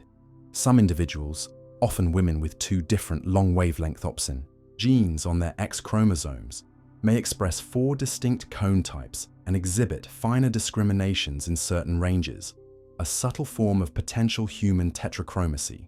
At the other end, common forms of red-green color vision deficiency collapse the LM opponent channel so that a swath of hues that are distinct for most observers becomes a flatter landscape, which is why designers who test their palettes through simulated colorblind filters are not pandering but acknowledging that color is a jointly built experience with multiple valid constructions. Language and culture shape this space without creating it. Infants show opponent-like sensitivities before they learn words, and people across cultures carve color space along broadly similar axes. Yet the boundaries of named categories and the speed of across-category judgments depend on the labels you practice. Sailors, dyers, surgeons, and photographers routinely develop discriminations that the untrained eye glosses as the same, evidence that learning tunes the readout of a biologically grounded code. Even the palette you carry with you changes over a day. Cones adapt to ambient levels, pupils meter light, and cortical circuits recalibrate in the background so that the same dress can drift from bluish to whitish across hours, not because the fabric changed but because your internal white point did. In low light, rods hand you a different world altogether, one that is nearly monochrome and skews toward blue-green, the Purkinje shift, and your memory supplies the missing saturations, so night scenes feel colored though their spectra wouldn't justify it. None of this diminishes reality, it enriches it. Knowing that magenta is a negotiation between opponent channels does not make magenta less real than sodium's yellow emission line. It clarifies that human color is a map drawn by a specific kind of nervous system to serve action under variable light. With that clarity, you can design better interfaces and safer signs by considering how surrounds bias perceived hue, calibrate cameras and displays with an eye to the limits of device gamuts versus human gamuts, and teach yourself to notice when adaptation is steering your judgments. Step outside the gallery, re-enter, and see how the paintings change. And the closing thought is gentle. When you marvel at colors that don't exist, you're really admiring your brain's quiet artistry. Its willingness to invent where physics leaves gaps, to stabilize a world lit by fickle suns and capricious bulbs, and to gift you with experiences like magenta, after-image golds, and chimerical blues that nobody can pour into a bottle. Color, in that sense, is not a lie, but a pact between light and life. And the more you understand the terms, the more the ordinary world begins to glow with the wonder of how well your mind makes it. The quantum bridge, linking your mind to distant places. Instantly, it's a seductive headline, a quantum bridge that lets your thoughts leap across the world in an instant. But if you let the romance settle and ask what physics actually permits, the picture becomes more interesting and more honest. There is a bridge, yes, but it links carefully prepared particles, not minds. And what crosses it are correlations stranger than any classical story can carry. Not messages, not intentions, not whispers from you to someone far away. Start with the core idea you can hold without equations, entanglement, 2 particles born or prepared together so that certain measurements on them are connected no matter how far apart they fly. In the same way, 2 sealed envelopes might each contain a red or a blue card, except with one crucial twist. Before you open them, the quantum rules don't allow you to say each envelope already holds a definite color. And when you actually check, the pattern of joint results violates limits that any they had values all along theory would obey. This is Bell's shock, verified again and again with photons, ions, and superconducting circuits in labs that have closed the most obvious escape hatches, making sure the choice of what to measure is decided quickly and randomly, that stray signals can't sneak between the stations, and that the detectors are efficient enough that missing outcomes can't fake the effect. And the verdict stands. Nature lets distant measurements be correlated in a way no classical mechanism can mimic, but it also keeps a separate promise called no signaling, which says those correlations can't be marshaled into a faster-than-light message, so entanglement is a bridge that connects outcomes without becoming a telegraph. From that distinction flow the real technologies that deserve your attention. Quantum teleportation, for instance, moves the state of a system from here to there without moving the stuff itself. But it only works if the two labs share an entangled pair ahead of time, and if the sender performs a special joint measurement and then transmits two ordinary bits over a classical channel, after which the receiver uses those bits to reassemble the state on their side. The original is gone. The no cloning rule forbids perfect copies. The reconstruction is perfect in the ideal protocol, and nothing arrived before those two classical bits did, which is why teleportation is a triumph of coordination rather than a loophole in causality. Scale that up, and you get early blueprints of a quantum internet. Entanglement distributed by satellites and fibers. Teleportation used to extend it hop by hop. Repeaters that purify noisy links. And cryptographic schemes that let two parties share secret keys whose security rests on physics rather than on assumptions about an eavesdropper's computer. These are not cartoon promises. Entangled photons have been sent between ground stations and orbit. Metropolitan networks have swapped quantum states across city fibers, and key distribution has matured from tabletop to field trials. But throughout, the bridge remains what the theory says it is, a resource for correlations and security, not a channel for thoughts to outrun light. So where does the mind enter the picture? In two places that are enlightening when kept separate. First, your brain is a warm, wet, noisy organ whose signaling, spikes, synapses, field potentials, can be modeled to great success without invoking long-lived quantum coherence, and the few speculative proposals that place consciousness in delicate quantum processes inside neurons remain just that. Speculations without clear, decisive experimental support. Second, your use of quantum bridges is very real, even if it is indirect, because every secure quantum link, every distributed sensor array that squeezes more precision from entanglement than classical statistics allow, and every future network that teleports fragile quantum states rather than copying them will be built and guided by human choices. So your intentions matter at the level of designing, aligning, and interpreting the apparatus, not at the level of mentally steering an entangled partner across the sea. If you want an intuition that keeps both wonder and restraint, trade the fantasy of telepathy for the reality of non-classical correlations. Imagine you and a partner receiving pairs of coins from a distant referee. Neither coin behaves strangely, alone, but when you compare notes, patterns emerge that no ordinary coins could produce. Patterns strong enough to rule out any backstage plan the referee might have made in advance. That is entanglement's gift, and its power is practical, device-independent. Cryptography that proves secrecy from correlations alone. Sensing schemes that beat classical limits by letting two detectors share quantum noise. Synchronization methods that align clocks by distributing delicate states rather than timestamps. And fundamental tests that probe whether gravity itself, in some future experiment, can carry entanglement the way fields do. The discipline you gain by studying the real bridge is transferable.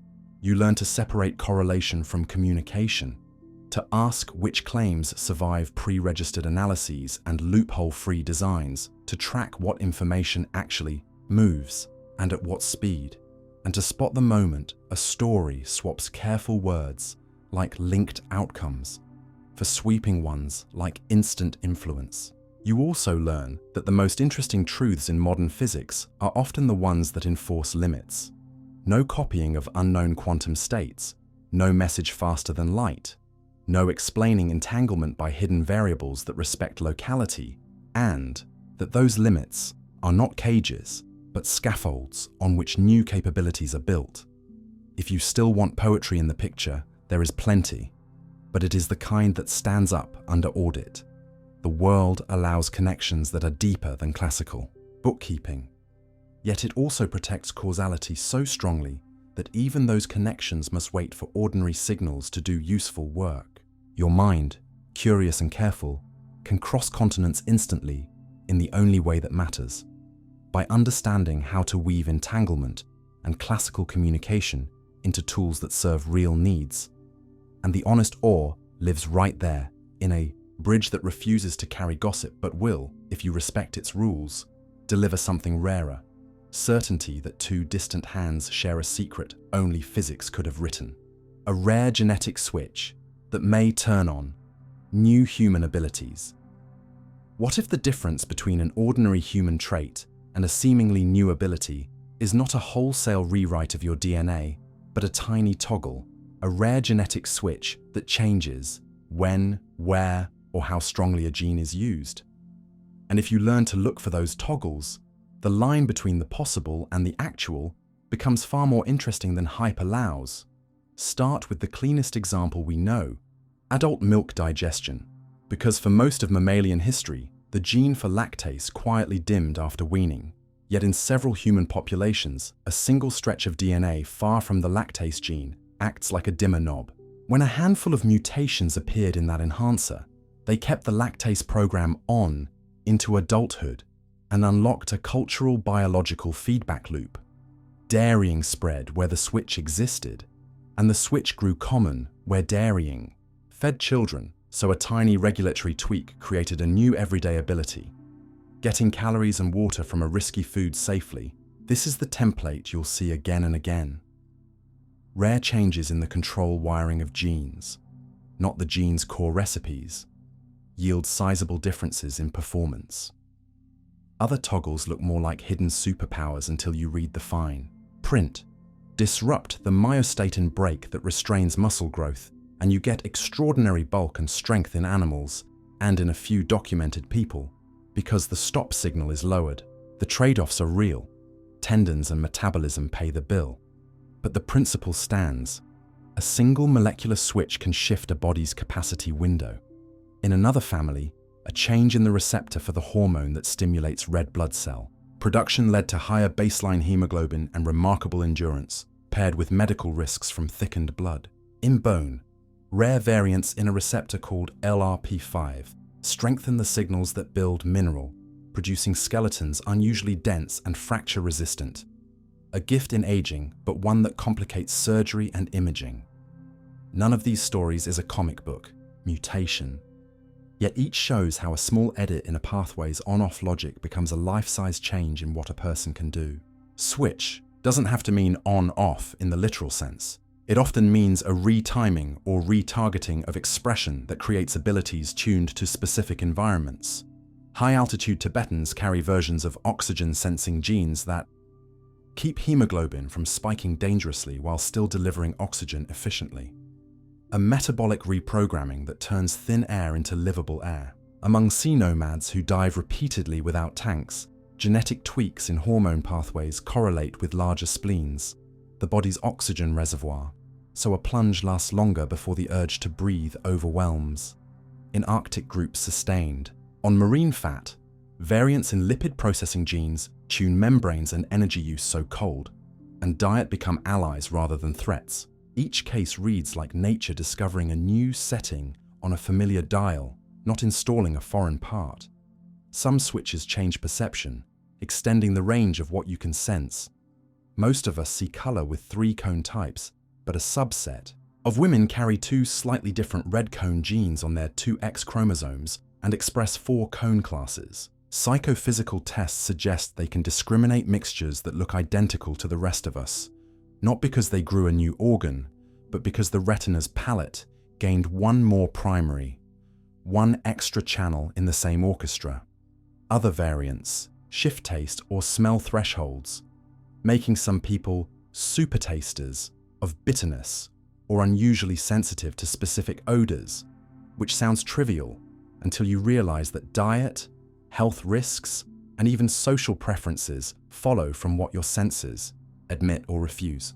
The most tantalizing switches are those that operate not on proteins, but on the 3-dimensional grammar of the genome, the enhancers, silencers, and insulators that fold DNA so distant elements can meet, move a switch, duplicate it, or alter its affinity for a transcription factor, and a gene that once turned on faintly in one tissue may now turn on strongly in another at a different time in development. Evolution seems to love these rewires, because they change the score without rewriting the instruments, and modern medicine is beginning to copy the trick on purpose.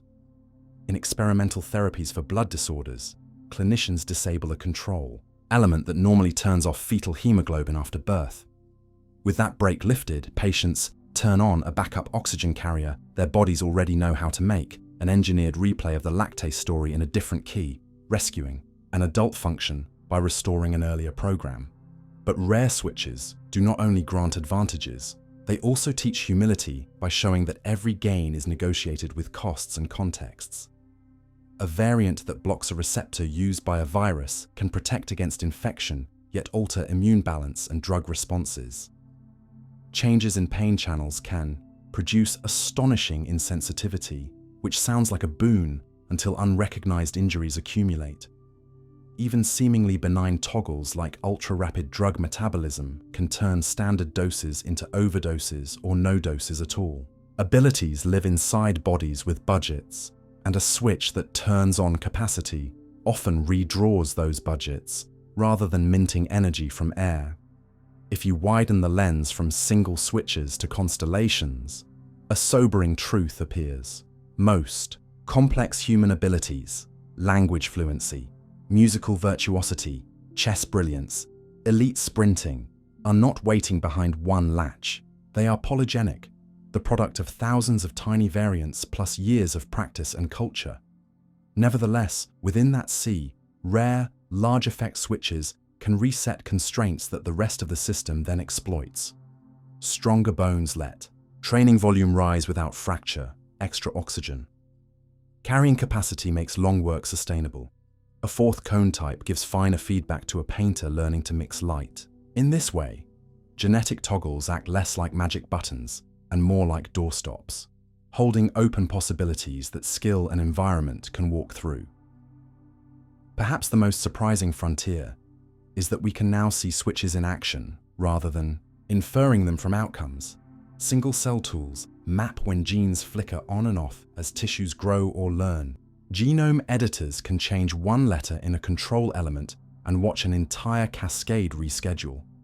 Brain and muscle can be coaxed temporarily and locally to express dormant programs, more brown fat for heat, more fetal hemoglobin for oxygen, revealing that new abilities often mean redeploying ancient ones with better timing.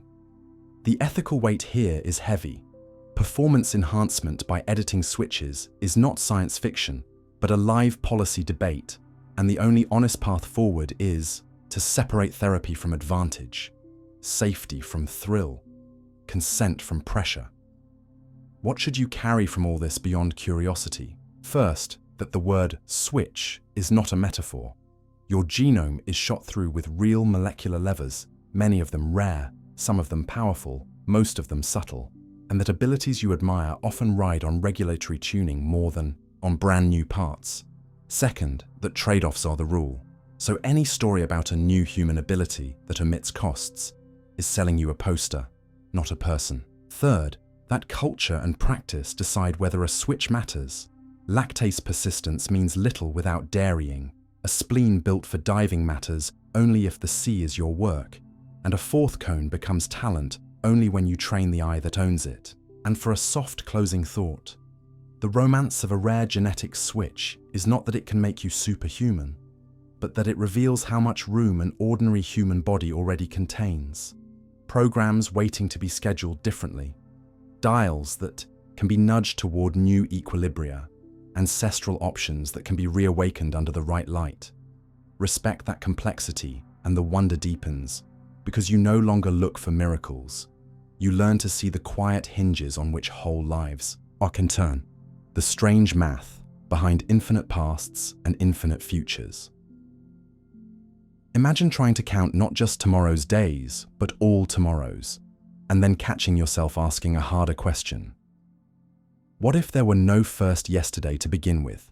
Could time stretch without a starting beat on the string? And if so, what kind of mathematics makes sense of such a world? To approach that calmly, you set aside slogans and pick up a few sturdy tools.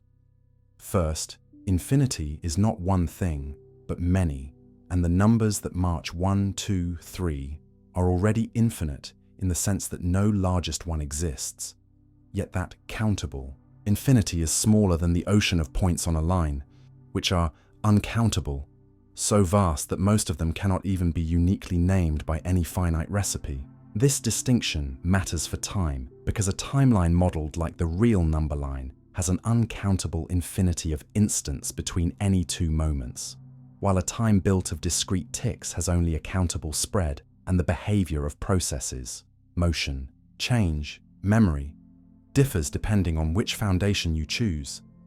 Next, you learn that infinite sets behave in ways that feel strange but obey precise rules.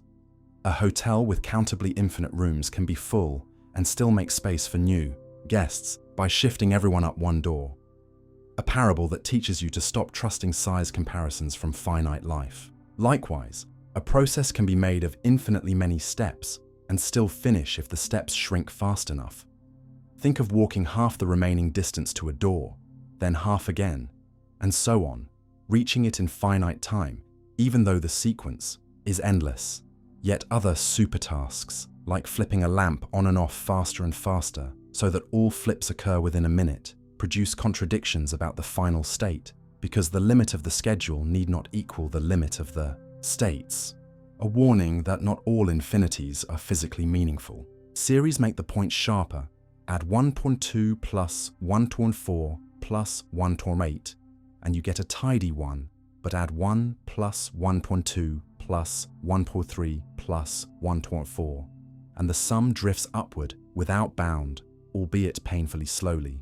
The first shows how an infinite future can consume only a finite resource. If each slice is small enough, the second shows how small costs can sink you, given enough time, and both teach you to look not just at infinite, but at the rate by which contributions shrink. Measure adds another layer. Between any two times, rational instants, those you could write as a ratio of integers, are dense.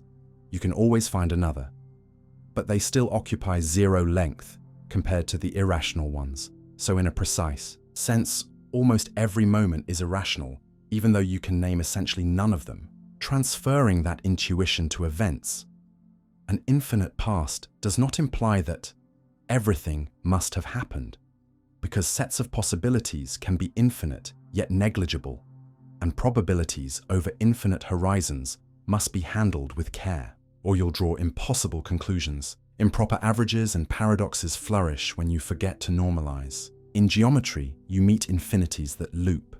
Time could be modeled as a circle so that after eventually meets before, or as a line that extends both ways without bound, or as a ray with a beginning but no end. Each topology carries different consequences for causality and recurrence, and mathematics lets you test those consequences without deciding which picture the universe uses. On a circular time, truly novel states are impossible unless the dynamics wander through an immense space of possibilities in a way that never quite repeats. On a bidirectional line, you can place no global first cause, but you can still have local arrows where entropy rises away from some middle. Recent proposals explore time-symmetric laws whose solutions sprout two futures in opposite directions. From a low-complexity Janus point, showing that a world with no overall beginning can still host experiential beginnings. Physics adds realism and restraint. General relativity lets you build spacetimes with no first moment and others that crunch or bang. And theorems show that many seemingly eternal expansion scenarios remain past incomplete, meaning that if you track typical paths backward, they hit a boundary where the classical description fails. That does not prove the past is finite, but it cautions that extending time indefinitely requires special conditions or new physics, not hand-waving. Likewise, ideas of eternal inflation produce an infinite patchwork of regions with different properties, yet they also breed measure problems, how to define typical in a population with infinitely many of each kind. So your answers can flip with the counting scheme unless you fix the rules with care. Recurrence offers another, subtler infinite. In finite systems that conserve energy and explore their available states thoroughly, trajectories will, given enough time, return arbitrarily close to where they started, a Poincaré result that sounds like déjà vu encoded in mathematics. But the enough time can be so stupendously large that recurrence is physically irrelevant for brains, stars, and civilizations, and slight openness to the environment can break the conditions entirely, reminding you that infinite theorems often whisper rather than rule. Ethics and decision theory discover their own oddities in infinite futures. If your choices echo across unending descendants or across infinitely many branches in a multiverse picture, then simple utilitarian sums can blow up or become undefined, and everything that can happen will happen becomes an empty slogan without a measure to say how often. Mathematicians and philosophers respond by replacing sums with rates, setting cutoffs, and taking limits carefully, or anchoring values, locally rather than globally. The lesson transfers. When infinities leak into your plans, change the question from what is the total to what is the density, the frequency, the growth, and sanity returns. Even computation is reshaped. Almost all real numbers, and thus almost all possible exact initial conditions, are uncomputable, which means no finite program can list their digits, and this plain fact fences expectations for prediction over infinite spans. Deterministic laws can still be exquisitely predictive, but sensitive dynamics ensure that unknown digits in the starting state eventually dominate outcomes. So an infinite future can be lawful without being foreseeable. Put the pieces together and a picture emerges that is both sobering and liberating. The strange math behind infinite pasts and futures is not a license for anything goes storytelling. It is a disciplined language that separates kinds of. Infinity warns you where intuition fails, supertasks, measures, recurrence, and shows you which infinities can be tamed into stable meanings, convergent sums, rates, densities. With that language, you can assess claims without cynicism. A universe may have no first tick and still present you a genuine arrow of time. A process may carry on forever while consuming a finite budget. An infinite future need not guarantee that a rare event happens, and an infinite past does not erase the need for boundary conditions or low entropy structure to explain the order you observe now. The soft closing thought is that living with infinity is a skill. You learn to change scales without losing clarity, to welcome paradox as a teacher rather than an enemy, and to use mathematics not to flatten mystery, but to keep it honest. In that spirit, endless time becomes less a slogan and more a set of precise possibilities, each with its own rules, and your wonder moves from the vague thrill of the boundless to the quieter awe that we have methods sturdy enough to reason about a world that might, in some respects, never have begun, and will, in others, never be done. Your sense of self may be a story written by other people's minds. Imagine waking up one morning and realizing that the person you call me is partly a chorus. Tones borrowed from parents who mirrored your first smiles, teachers who pronounced strengths and weaknesses like weather forecasts, friends who laughed at certain jokes and went quiet at others, strangers who judged your face before you spoke, and whole communities that handed you names, roles, and scripts. So your sense of self is not a sealed diary behind your eyes, but a storyline continually edited by other minds, and the science behind that claim is plain once you look at how humans actually build identity across a lifetime. In infancy, you learn who you are through social referencing, checking a caregiver's expression to decide whether a new sound is safe through joint attention, following another's gaze until their focus becomes your interest, and through the sobering, still face effect, where a caregiver's blank look makes a baby's exploratory energy collapse. Proof that even a very young nervous system calibrates its own state against responses it receives. By childhood and adolescence, the loop formalizes into what sociologists long ago called the looking glass self. You form beliefs about yourself by inferring what others believe about you, and psychology has mapped the consequences. Labels act like settings, not decorations, so expectations from adults can raise or lower performance, the Pygmalion effect. Negative cues about your group can drain working memory and blunt results, stereotype threat. And being assigned to a trivial team in a lab is enough to make you favor us and discount them, showing how group membership, even when arbitrary, becomes a scaffold for who you think you are. Neuroscience adds a complementary picture rather than a competing one. The brain systems you use to think about yourself overlap heavily with those you use to think about other people. The medial prefrontal cortex, posterior cingulate, and temporoparietal, regions that light up when you imagine someone else's perspective, are recruited when you consider your own traits, suggesting that your self-model is maintained with machinery evolved for social prediction. In effect, your brain runs a simulation of how people like me are seen and updates it with feedback, a predictive process that saves effort but can also trap you if the inputs are noisy or biased. If teachers expect less, your brain learns a prior that your effort buys little and action follows expectation until a new community offers better data. If a partner believes firmly in your capacity, a different phenomenon, the Michelangelo effect, kicks in and you grow toward the version of you they consistently reflect back. Language and culture supply the templates that tell you which features of experience are worth noticing in the first place. Some languages make you mark respect or gender every time you address someone, tilting attention towards status and roles. Others compress future tenses in ways that nudge how people talk about responsibility and planning. Naming practices can fix reputations or keep them fluid.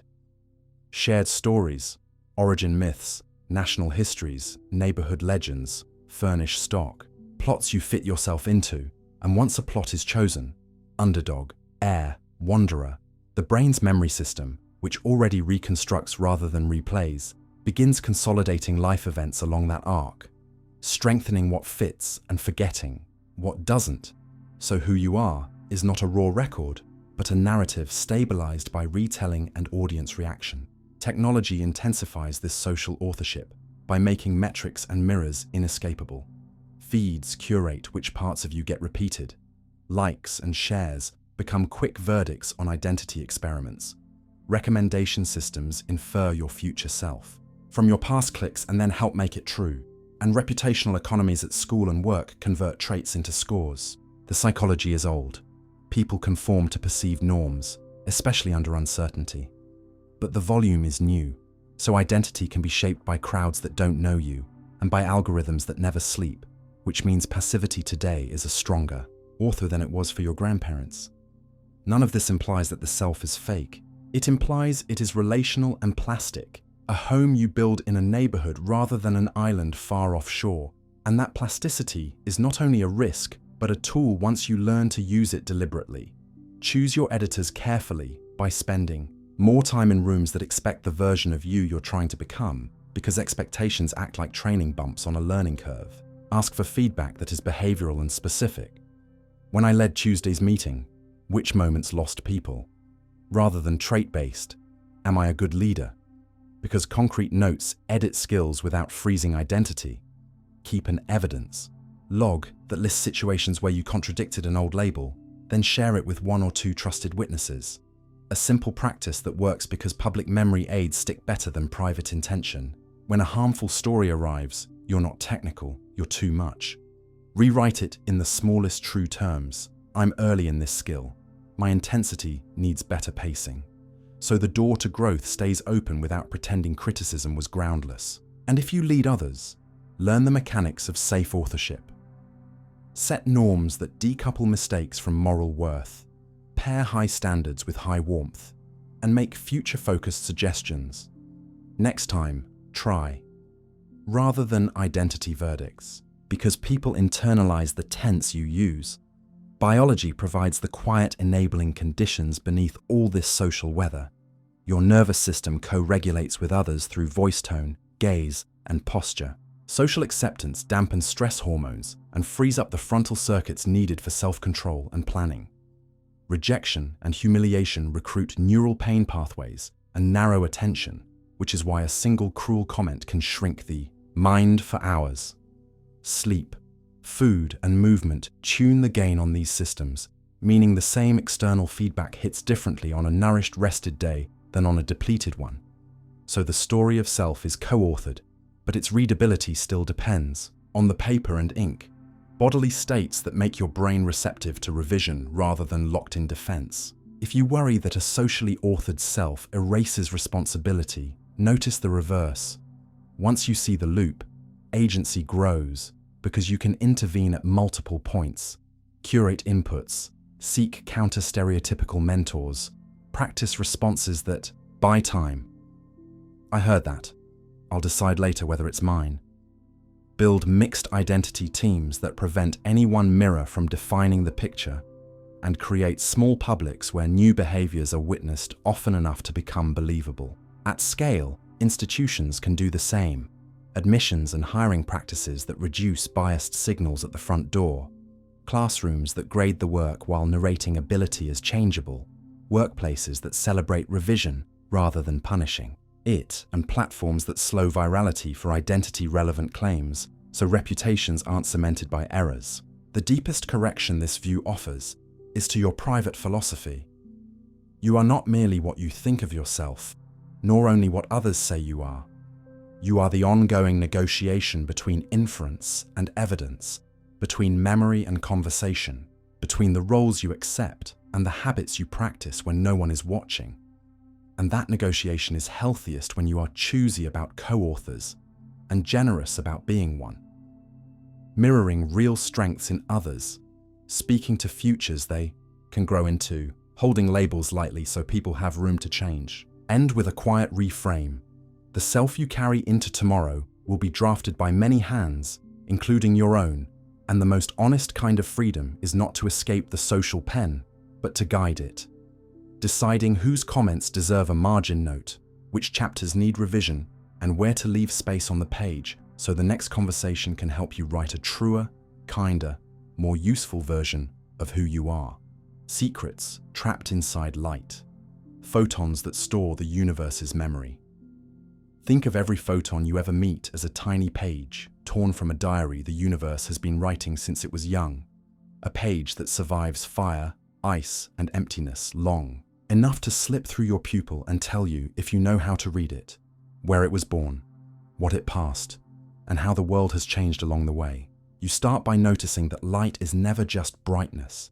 Each photon carries a direction, an energy that sets its color, a polarization that records how it was last scattered or aligned, and a timestamp set by the distance and the path it took.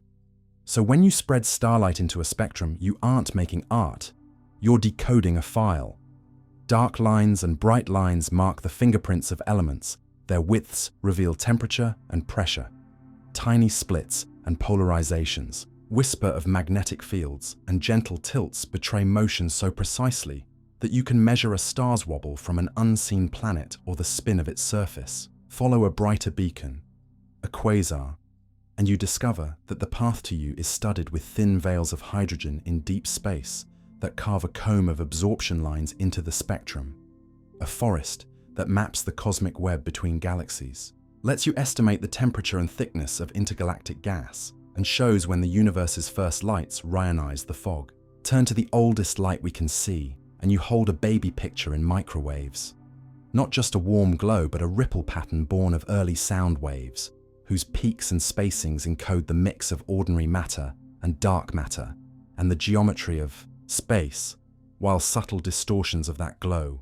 Tiny energy shifts from hot electrons and drifting clusters. Write a later chapter on the same photons, turning them into thermometers for the growth of structure and speedometers for the motions of galaxy swarms. Even gravity leaves marginalia in the margins of light's diary. Massive galaxies bend paths into multiple images that brighten and dim as background sources flicker. And the small differences in arrival times along those bent routes, measured with patient watches, give you a ruler for cosmic expansion and a census of invisible mass down to the weight of wandering stars, closer to home in time but not in scale. Exploding stars sketch light echoes on dust, so that centuries after the blast, you can still catch delayed reflections sweeping across the sky, and, by reading their spectra, recover the chemistry of an event no living person saw. And around giant black holes, reverberation, continuum light that brightens the gas clouds, and then days or weeks later, elicits broadened line fireworks, yields a sonar-like map of the hidden region where gravity is strongest. At radio wavelengths, flashes that last milliseconds arrive, smeared in a way that cleanly records the number of free electrons along their route, turning each burst into a tape measure for the thin plasma between galaxies, while their polarization sometimes swings in ways that expose magnetic fields near newborn neutron stars or at the hearts of distant galaxies. At even higher energies, gamma rays from blazars should reach us in profusion. Yet the most energetic are missing because they met ancient starlight and converted to matter along the way. A disappearance that, paradoxically, lets you reconstruct the faint glow of all the stars that ever were by seeing which gamma rays failed to arrive. And beyond astronomy, the same idea, that light can keep a memory, has been made literal in laboratories where pulses are paused and revived inside cold atomic clouds, the imprint of a fleeting signal held briefly in a medium and then re-released. On command, a proof of principle that information carried by photons can be stored and routed without being destroyed. The honesty check is that light can also forget. Multiple scatterings in a murky nebula randomize direction and polarization. Hot gases blur lines until details wash out. Dust reddens spectra in ways that can fool unwary eyes. And thermalization erases fine structure the way a fire reduces letters to heat, but careful tricks recover what chaos hides. Observe at several wavelengths to separate dust from source. Compare identical objects at different distances to isolate dimming from aging. Stack thousands of weak signals to see the common shape. Inside the noise and model how particular processes, hot electrons, drifting potentials, moving gas, should edit a photon's file so you can read the edits backward. What you carry from all this is a new way to look at the night. Every star is not simply shining, it is confessing. Every galaxy is not just a smear, it is a ledger of motions, fields, and chemical change. Even the blank spaces between are full of quiet signatures that only show themselves when a bright, distant lamp passes behind them. And the light that pours through your atmosphere tonight is not now, it is layered memory, infant microwaves that have been traveling almost since time became transparent, quasar beams chiseled by 1,000 thin clouds, supernova reflections still arriving by the slow routes around dust, radio flashes carrying the head count of electrons across billions of light years, gamma rays pruned by the accumulated glow of long-dead stars. Learn to treat photons as records rather than mere messengers, and the sky turns into a library. Your instruments become card catalogues for temperature, density, speed, and composition. Your models become translators that turn polarization into geometry, line ratios into thermometers, and time delays into distances. And your stance toward wonder grows steadier, because the universe is not just beautiful, it is scrupulous. It has kept its receipts in light, and with patient eyes and humble methods you can read them, page by page, until what felt like darkness resolves into a story detailed enough to test, revise, and believe. When the universe produces impossible perfect patterns by itself. Start with a small shock. Some of the sharpest, cleanest designs you'll ever see were not planned by anyone. No drafts, no tools, no blueprints. Yet they appear with a confidence that makes impossible feel like the only word until you learn the rules that let order grow from restless matter. Snowflakes don't ask for an artist before carving six-pointed stars. Granular sands don't consult a surveyor before drawing ripples in a steady crosswind. A pool of warmed fluid doesn't hire a mason before laying down a honeycomb of convection. Cells and cooled lava does not read an engineering text before splitting into the near-regular hexagons of basalt columns. Each is a case of a system discovering a simpler, lower-cost way to exist, a path where energy, geometry, and feedback collaborate to turn blur into pattern. Begin with the most general lesson and then dive. Whenever a system has many possible arrangements and a steady push, heat flowing, a field applied, a current passing, it tends to settle on states that either minimize an energy or lock into repeating motions. Small disturbances are amplified if they fit the system's favorite rhythms and are suppressed if they don't. The way a playground swing welcomes, pushes at the right time, and ignores the rest. That's why a thin film of oil on water breaks into labyrinthine stripes when you chill it just right. Why soap films stretch into perfect minimal surfaces between wire frames. Why a vibrating metal plate gathers sand into tidy nodal curves, called Chladni figures, and why a spinning cloud on Saturn's North Pole sculpts itself into a long-lived hexagon. Waves in a jet stream meeting a geometry the flow is happy to maintain. Crystals show the most literal version of self-drafted perfection. Atoms and molecules snap into repeating lattices because those arrangements let them share bonds and minimize strain. And the repeating local choice becomes a global motif that can run, grain boundaries aside, for macroscopic distances. Under a microscope, you can watch a crystal front advance like a tidy army, faces and edges meeting at angles that fall out of simple packing, and yet nature keeps a wild card in the deck. In the 1980s, scientists found solids with order, but no repeating unit, quasi-crystals, that tile space with symmetries once thought banned, like five-fold starbursts that never quite repeat. A reminder that perfect does not have to mean periodic. It can mean follows a rule without copying a tile. Liquids and gases also draft designs once you give them a reason.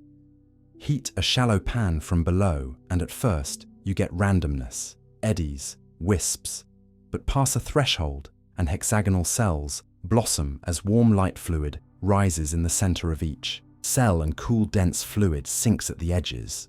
Change the conditions and roles replace hexagons, or spots swap with stripes, and the catalog of possibilities is so consistent that mathematicians can write down simple equations.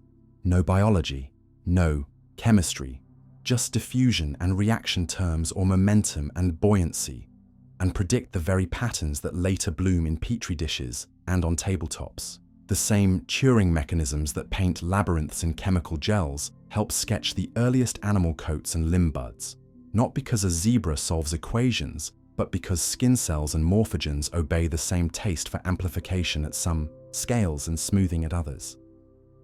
Move to the borderlands where a steady push meets a soft medium and you see fractal drama. An advancing finger of one fluid into another splits and splits again like a lightning bolt in slow motion, making branching patterns that look hand-drawn by a storm. Grow metals under certain conditions, and dendrites sprout like snow in a forest of frost, each fork a local contest between growth and depletion. Let charged sparks find ground, and they burn Lichtenberg figures through wood, frozen maps of a path that minimized resistance under constraint. Pile dunes in a desert, and the wind's alternating strengths write stripes, crescents, and star shapes that migrate whole kilometers as if the ground were a living cloth. In the sky and the deep, gravity sketches in broader strokes. Spiral galaxies arrange their stars into grand pinwheels not by decree, but because orbits and collective self-gravity carve density waves that herd stars and gas along gently curving lanes. Rings around planets sort themselves into bands and wakes through a mix of collisions, self-gravity, and resonances with moons, so that gaps open at precise ratios and waves ripple where shepherds pass. Even planetary orbits can lock into perfect, near-integer rhythms, like the 1-2-4 dance of 3 of Jupiter's moons, an emergent order that keeps tugs from adding destructively over eons. At smaller scales, living matter shows that by itself doesn't mean without intelligence. Proteins fold from jittery chains into tight specific shapes by sliding down energy landscapes that favor certain twists. Viral shells self-assemble into icosahedral cages from many copies of the same subunit, as if taught by an unseen tutor, when the only real instruction was, stick where the shape and charge fit best. Cell membranes sprout spirals, rings, and asters from dynamic cytoskeletal filaments that grow and shrink in coordinated waves. And heart tissue can carry spiral electrical waves that look too tidy to be dangerous until they destabilize into arrhythmia. A case where perfect pattern is a sign of risk. Impossible often means we lacked the eye for the ingredient list, and 2 more ingredients deserve their own spotlight: synchronization and universality. fireflies on a riverbank flash alone until a weak coupling, each one slightly adjusting its rhythm to neighbors, snaps the crowd into a single heartbeat. Power grid oscillators, metronomes on a rolling board. Even cheering crowds can jump into lockstep with minimal encouragement, proof that timing can crystallize as surely as salt. And universality means that wildly different systems share the same grammar near certain transitions, a magnet close to losing its order, a mixture near boiling into two phases, a flock on the edge of coordinated motion. All display the same kinds of fluctuations and scaling laws regardless of their microscopic details, which is why physicists can sort perfect patterns into classes by how they are born, rather than by what they are made of. Not every pattern is benign. Some are knives hidden in lace. Ocean waves can focus into freak monsters when conditions align. Financial markets can synchronize into bubbles that pop with a symmetry as crisp as a crystal's but far more costly. And forest landscapes can slide into repeating, stripe-like mosaics when water scarcity forces vegetation into regular spacing. A fragile beauty that signals stress. Recognizing these motifs helps turn awe into foresight. The engineering payoff is enormous once you see the levers. By guiding self-assembly rather than fighting it, we build photonic crystals that control light the way semiconductors control charge, etch, moire lattice, by rotating one sheet of atoms slightly atop another until a magic angle unlocks new electronic phases. Pattern metamaterials whose internal geometry gives them properties no natural substance owns, and harness synchronized arrays of sensors and clocks to measure fields and time more precisely than any single unit could. The humility clause is important. Nature's patterns are rarely flawless. They carry defects, dislocations, and domain walls that record the history of how they formed. The pause in the cooling, the jolt in the flow, the impurity that bent a rule. And those imperfections are not failures, but memory, often the key to strength in metals and the source of function in electronics.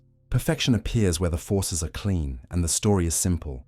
But the world's richest tapestries are perfect enough to be useful and imperfect enough to be alive. So the next time you see a basalt pavement that looks too orderly for volcanoes, a honeycomb in a soap bubble raft, a frozen fern on a window pane, or a galaxy's arms sweeping like brushstrokes across millions of light years, don't reach for magic or dismiss it as coincidence. Reach instead for the quiet law that disorder, fed and constrained, tends to organize itself into forms that carry energy and information efficiently, and for the deeper comfort that impossible patterns are invitations to learn how constraints and flows choose elegance. In that learning, you'll find a steadier wonder, the kind that moves from surprise to comprehension without losing its shine. And you'll pick up a practical superpower too, the ability to look at a mess and ask, which gentle nudge, heat, rotation, coupling, timing, would let a pattern write itself. Hidden time pockets where reality runs at an entirely different speed.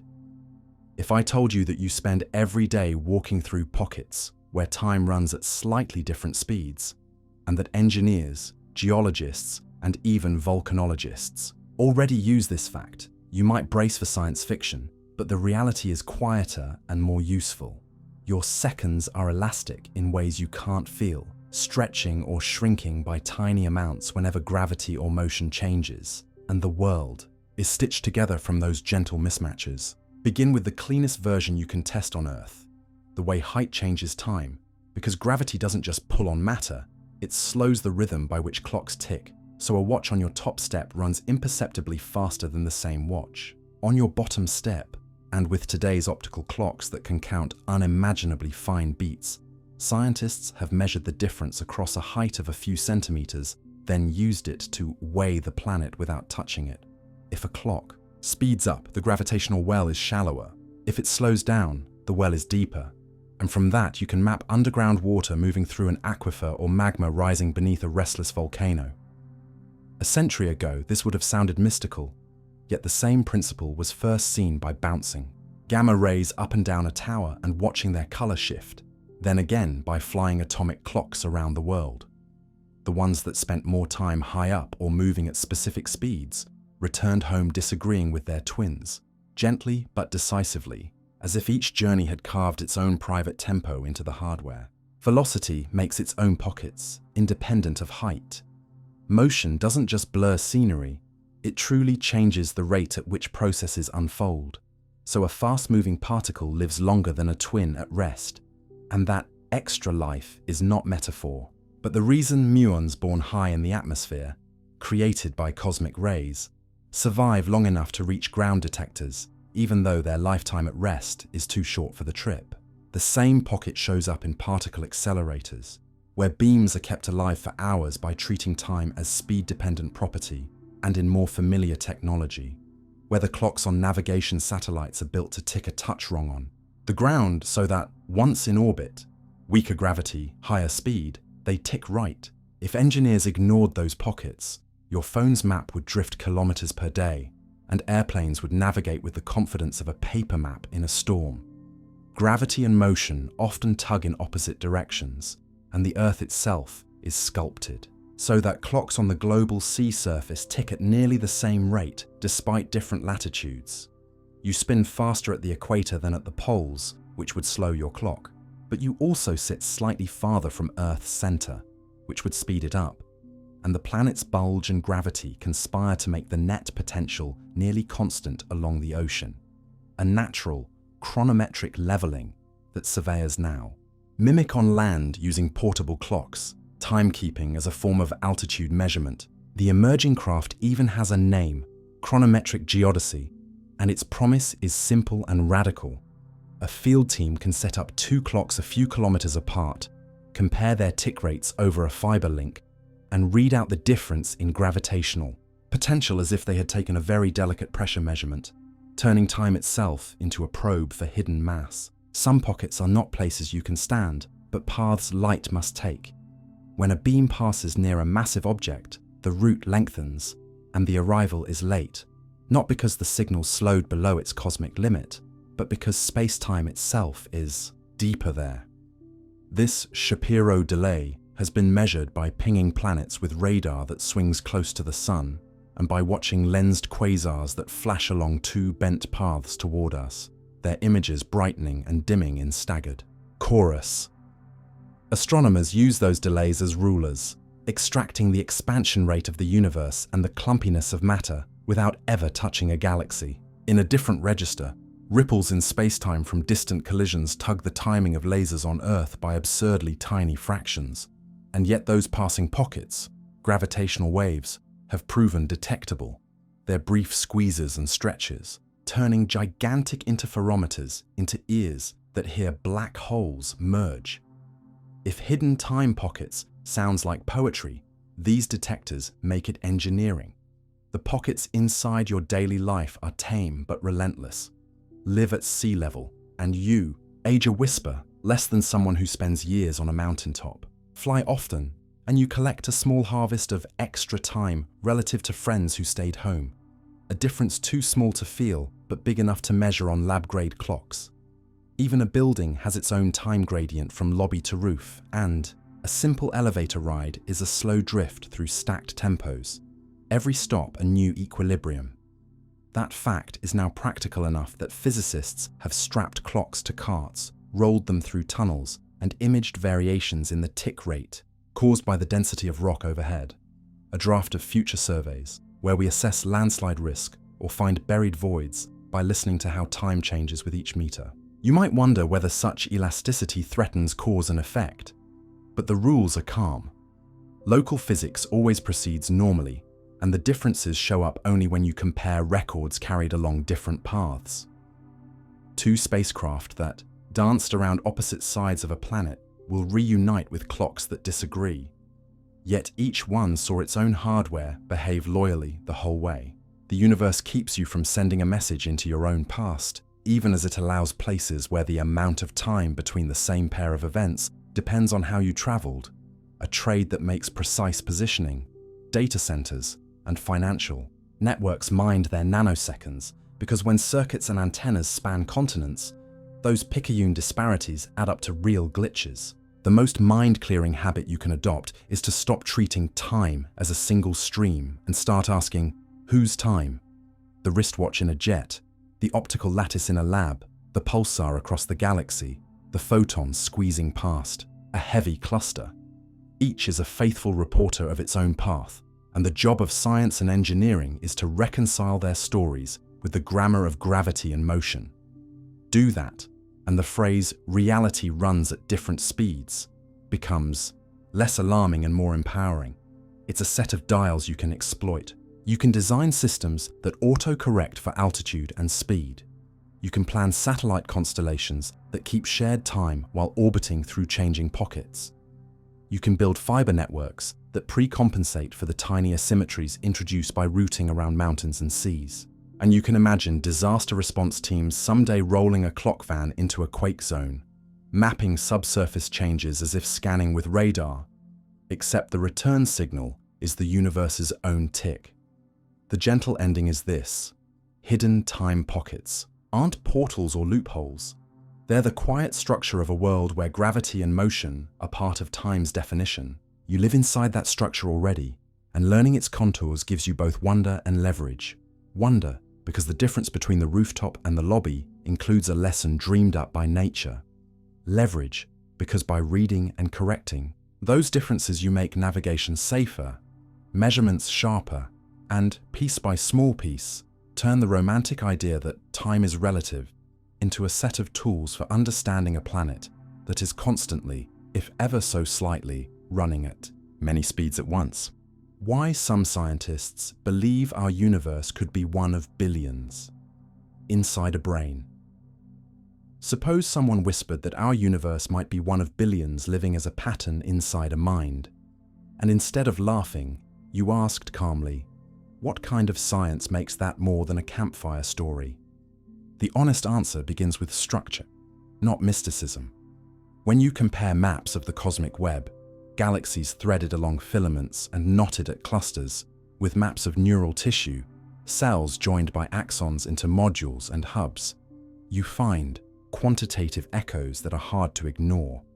Not because stars think, but because very different systems can converge on similar network blueprints when they grow under simple pressures like connect efficiently but keep costs low, favor shortcuts yet avoid tangles, and let local rules build global reach. The web of matter we see between galaxies formed as gravity amplified tiny early ripples into filaments and sheets, while brains wire themselves as axons negotiate chemical gradients and competition for space and fuel. Yet both end up with sparse links, clustered neighborhoods, and a sprinkling of high-traffic hubs. Architectures mathematicians call small world or scale-rich because they balance economy with speed. The kinship has led some researchers to test the similarity with real numbers, comparing how fluctuations look across scales, how information might flow if you could send a signal along the links, and to show that, up to statistical tolerances, a brain slice and a slice of the cosmic web share more than a poetic vibe. They solve comparable routing problems with different parts. None of this proves we are literally inside a skull the size of a universe, but it motivates a second, sharper line of thought. Physics and learning theory keep meeting in the same mathematics, as if the toolkit for understanding a mind and the toolkit for understanding a cosmos were two dialects of one language. When physicists coarse-grain a complex system, blurring fine details to reveal stable, large-scale behavior, they use a renormalization flow that tracks how descriptions change with scale, and computer scientists have discovered that deep networks trained to recognize patterns often build layered representations that look like a cousin of that flow. Local features pooled into motifs, motifs into parts, parts into wholes. In another corner, quantum many-body states can be represented by tensor networks, hierarchical webs of little computing nodes that have been drawn, not accidentally, to resemble the geometry of certain spacetimes, suggesting that the fabric of a region can be encoded as something like a layered computation. Engineers have even used neural nets to learn the rules of physical fields directly from data, then turned around and used those learned laws to guide the network toward Stability, a two-way street where learning borrows from physics and physics borrows from learning. Add a third strand, and the headline takes its tempting shape. If minds are physical systems that build internal models of worlds, and if physical systems can be described as information processes, then it is at least coherent to imagine a mind, vast enough, biological, artificial, or something we have no word for, whose internal dynamics instantiate many model universes at once. You do not need to assert that such a being exists to get value from the idea. You need only notice how far simulation and emulation have already gone at our scale. Whether run inside silicon, protein folding rehearsed by learning machines, social dynamics explored in synthetic societies, and then ask how far the logic stretches if matter, anywhere, grows a computing architecture of planetary or stellar proportion. The point is not to smuggle in a deity, but to recognize that inside a brain often means inside a dynamical system that learns and predicts. And the line between simulation and world blurs whenever the rules and outcomes available inside the model match, for its inhabitants, the operational meaning of reality. A separate, more astrophysical path to billions of universes skips minds altogether and still loops back to cognition by analogy. Some versions of early universe physics allow endless pocket domains with different constants to bud off from, apparent space, and some ideas about black holes let collapsing matter seed new expanding regions on the other side of a horizon, so that what looks like an ending here is a birth there. If such a family tree exists, then selection among universes, by which properties make new offspring prolific, starts to resemble the way learning explores parameter space to find working solutions. Again, the resemblance is conceptual, not evidence that a cortex is doing the choosing, but it nudges theorists to import tools from information theory and statistics, priors, likelihoods, model complexity.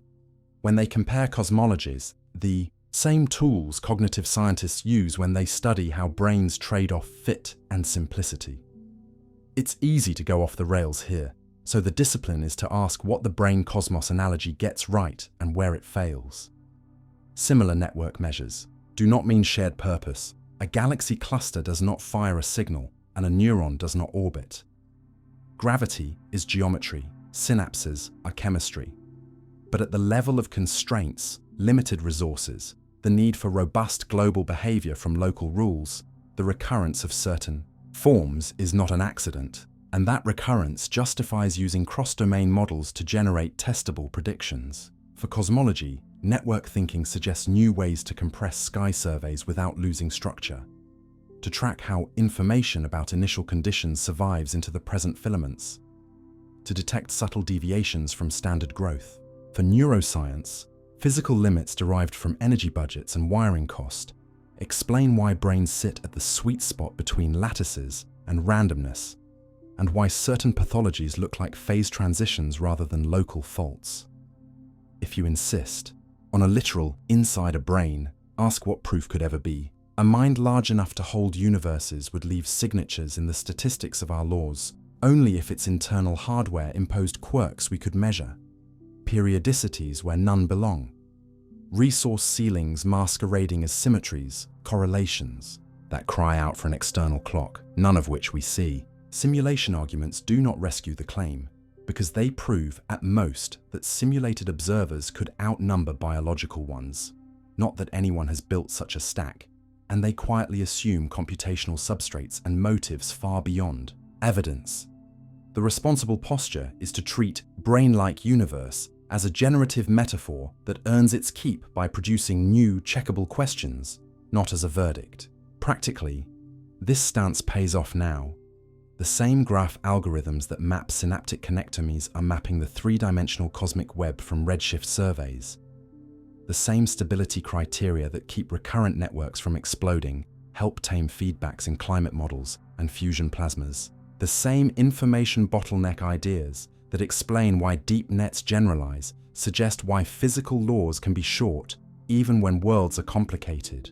The universe, like a good learner, compresses what matters and forgets the rest. And the closing, thought is gentle rather than grand.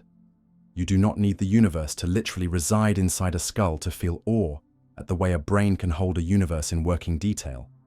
Nor do you need a cosmic mind to justify using ideas from learning to understand. Nature, what the billions inside a brain image really offers, is a license to think across scales without superstition, to notice when nature and mind solve similar problems with similar patterns, to steal the right mathematics in both directions, and to keep your wonder honest by pinning it to models that make predictions someone else can test. If it turns out, someday, that reality is nested in minds, nested in realities, we will arrive there by measurement and math, not metaphor alone. And even then the miracle will be the modest one already in reach, that finite creatures can write down laws simple enough to fit on a page, yet strong enough to grow a sky, and that, in learning those laws, a small brain can become a faithful mirror for a very large world without claiming to be its parent. The silent language of cells, how your body talks without words. Lean close to your own skin for a moment and imagine that, beneath the quiet, a city is speaking without sound, a traffic of whispers in chemicals, touches, and tiny flashes, because your body stays alive, not by command shouted from a central tower, but by a million local conversations that coordinate like neighbors who know when to lend a tool and when to bring soup. The simplest truth is that cells talk in several dialects at once, and the first is chemistry cast into distance. Hormones released into blood are long-range letters that reach any tissue with the right address label, telling liver to release sugar at dawn, gut to slow or speed its rhythm, bone to lay down mineral or pare it back, while shorter letters, cytokines, prostaglandins, nitric oxide, move only across neighborhoods, swelling or easing vessels and calling immune cells to a site. And the briefest notes never leave the block at all, because a cell can answer itself, autocrine, to confirm a decision or murmur to its immediate neighbors, paracrine. So a patch of tissue acts as one. Second is touch. Membranes carry proteins that lock like handshake and socket, so that when two cells press together they exchange identity papers, cadarins and selectins and integrins, and an intracellular scaffold tugs back, converting pressure into gene choices, which is how a stem cell set on a soft gel becomes one thing and on a stiff gel another, and how a kidney tubule or a blood vessel knows when it is being stretched and must strengthen its wall. Then there is the sealed pipe dialect of gap junctions, literal nanoscopic bridges that align between adjacent cells and let calcium, ATP, and other small messengers flow directly, so a wave of excitation or repair moves like a stadium ripple across epithelium or heart, faster than diffusion and more faithful than rumor. Add an airborne courier, extracellular vesicles and exosomes, little lipid envelopes packed with proteins, lipids, and snippets of RNA that bud from one cell and fuse with another, delivering regulatory instructions that can retune metabolism, dull an immune response, or prompt growth, a form of parcel. Post so robust that tumors and developing embryos both rely on it. And blood today is sampled not only for hormones, but for these vesicle-borne messages to read a tissue's state from afar. The grammar is not just which molecule you speak, but when and in what concentration. Gradients tell developing tissues where they are, with cells reading the ratio of signals, point here, BMP there, to choose a fate. And receptors are not passive ears, but active filters that desensitize if you shout too long, endocytose to reset sensitivity, or assemble into complexes that change the meaning of the same ligand in different contexts.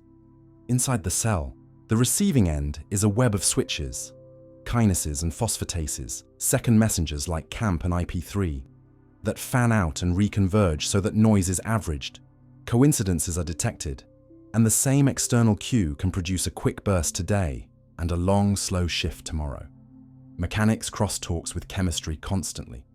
The antenna on many cells, a solitary primary cilium, bends with flow and translates motion into a cascade that governs growth and orientation, while the glycocalyx, the sugar-rich fringe on cell surfaces, acts as both armor and vocabulary, its branching patterns telling immune cells, self or stranger, a fact you live with every day in blood type compatibility and infection defense. The immune system is the most dramatic example of silent language elevating survival to strategy. Antigen-presenting cells pick up molecular fragments from microbes and injuries, mount them on display proteins, and parade them past T cells that read the combination like a sentence about danger. And the outcome, attack, tolerate, remember, depends on co-stimulatory grammar marks that an inflamed tissue adds and a healthy tissue withholds. When this discourse goes wrong, autoimmunity is too much belief in a false alarm, and immune evasion in cancer is the tumor rewriting the punctuation, displaying proteins like PD-L1 that persuade police to stand down.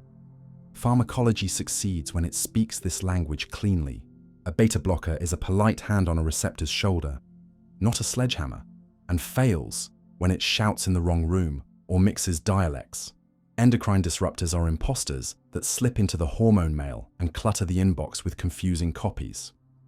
The brain's rapid synapses are famous, but much of your nervous system's wisdom spreads slowly and chemically.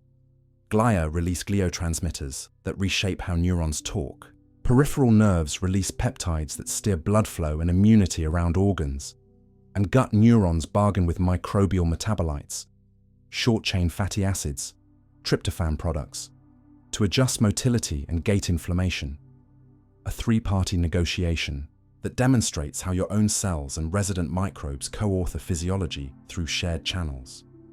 Even red blood cells, quiet couriers of oxygen, send messages by dumping ATP under low oxygen stress, persuading nearby vessels to dilate so flow improves, while platelets coordinate clotting with thromboxanes and express sticky ligands only when chemistry confirms damage, preventing your vasculature from turning to stone every time you bump a knee. Communication also comes in pulses and waves rather than constant tone. Sheets of cells pass calcium waves by releasing ATP to the outside, prompting the next cell to open channels, so repair fronts and developmental decisions cascade with a tempo. Endocrine glands favor rhythms. Cortisol crests near waking, insulin spikes then subsides, because downstream tissues are tuned not just to dose, but to pattern, and even within a single cell. Mitochondrial networks signal their stress state by leaking reactive oxygen at controlled levels, which, when read properly, preconditions tissues for exertion and heat. At the organ scale, conduits like the lymphatic system carry not only fluid and cells but chemokine gradients that route traffic to nodes where conversation and training occur, and those gradients are supervised by stromal cells that act like editors, nurturing some dialogues, silencing others. Errors in this language are instructive. In fibrosis, repair signals meant to be temporary loop until collagen piles up as scar. In metabolic disease, insulin's soft knock is ignored by overexposed receptors, and the pancreas raises its voice until it tires. In chronic pain, inflammatory whispers sensitize local neurons and glia so that harmless touch reads as threat. In depression and stress disorders, chemical messengers of threat lodge too long in circuits that then bias interpretation of new experience. A reminder that cellular language scales to mood only through many steps and can be shifted back by changing the inputs. Sleep, light, movement, social safety, that recalibrate the endocrine and immune conversation. If there is poetry here, it is practical. You can influence what your tissues are saying without hearing a single word. Nutrition alters the availability of lipid mediators and amino acid signals. Movement compresses and stretches tissues to refresh mechanosensitive channels. Heat and cold nudge protein chaperones and membrane fluidity. So messages get through or are buffered, and regular sleep aligns the timing of messenger release so organs meet each other on schedule instead of at cross purposes. Clinicians increasingly treat not just targets, but networks, blocking a growth factor receptor while also cutting off the exosomal supply lines that a tumor uses to recruit blood, or training an immune system with checkpoint therapies while shaping the gut's microbial speakers so that inflammation argues for the right side. The closing thought is gentle. Your body's silence is not emptiness, but civility, a layered etiquette that keeps trillions of citizens in a workable peace by letting them negotiate needs through touch, tone, and timely notes. Learning the basic phrases, paracrine nudges, junction bridges, vesicle parcels, mechanical cues, doesn't ruin the wonder, it grounds it, because you begin to see how healing is a conversation that can be encouraged rather than forced, how illness is often a dialogue gone circular, and how the most human feeling, being understood, has an ancient cellular echo. Signals sent, signals received, context honored, and life continuing because its parts know how to speak softly and listen well.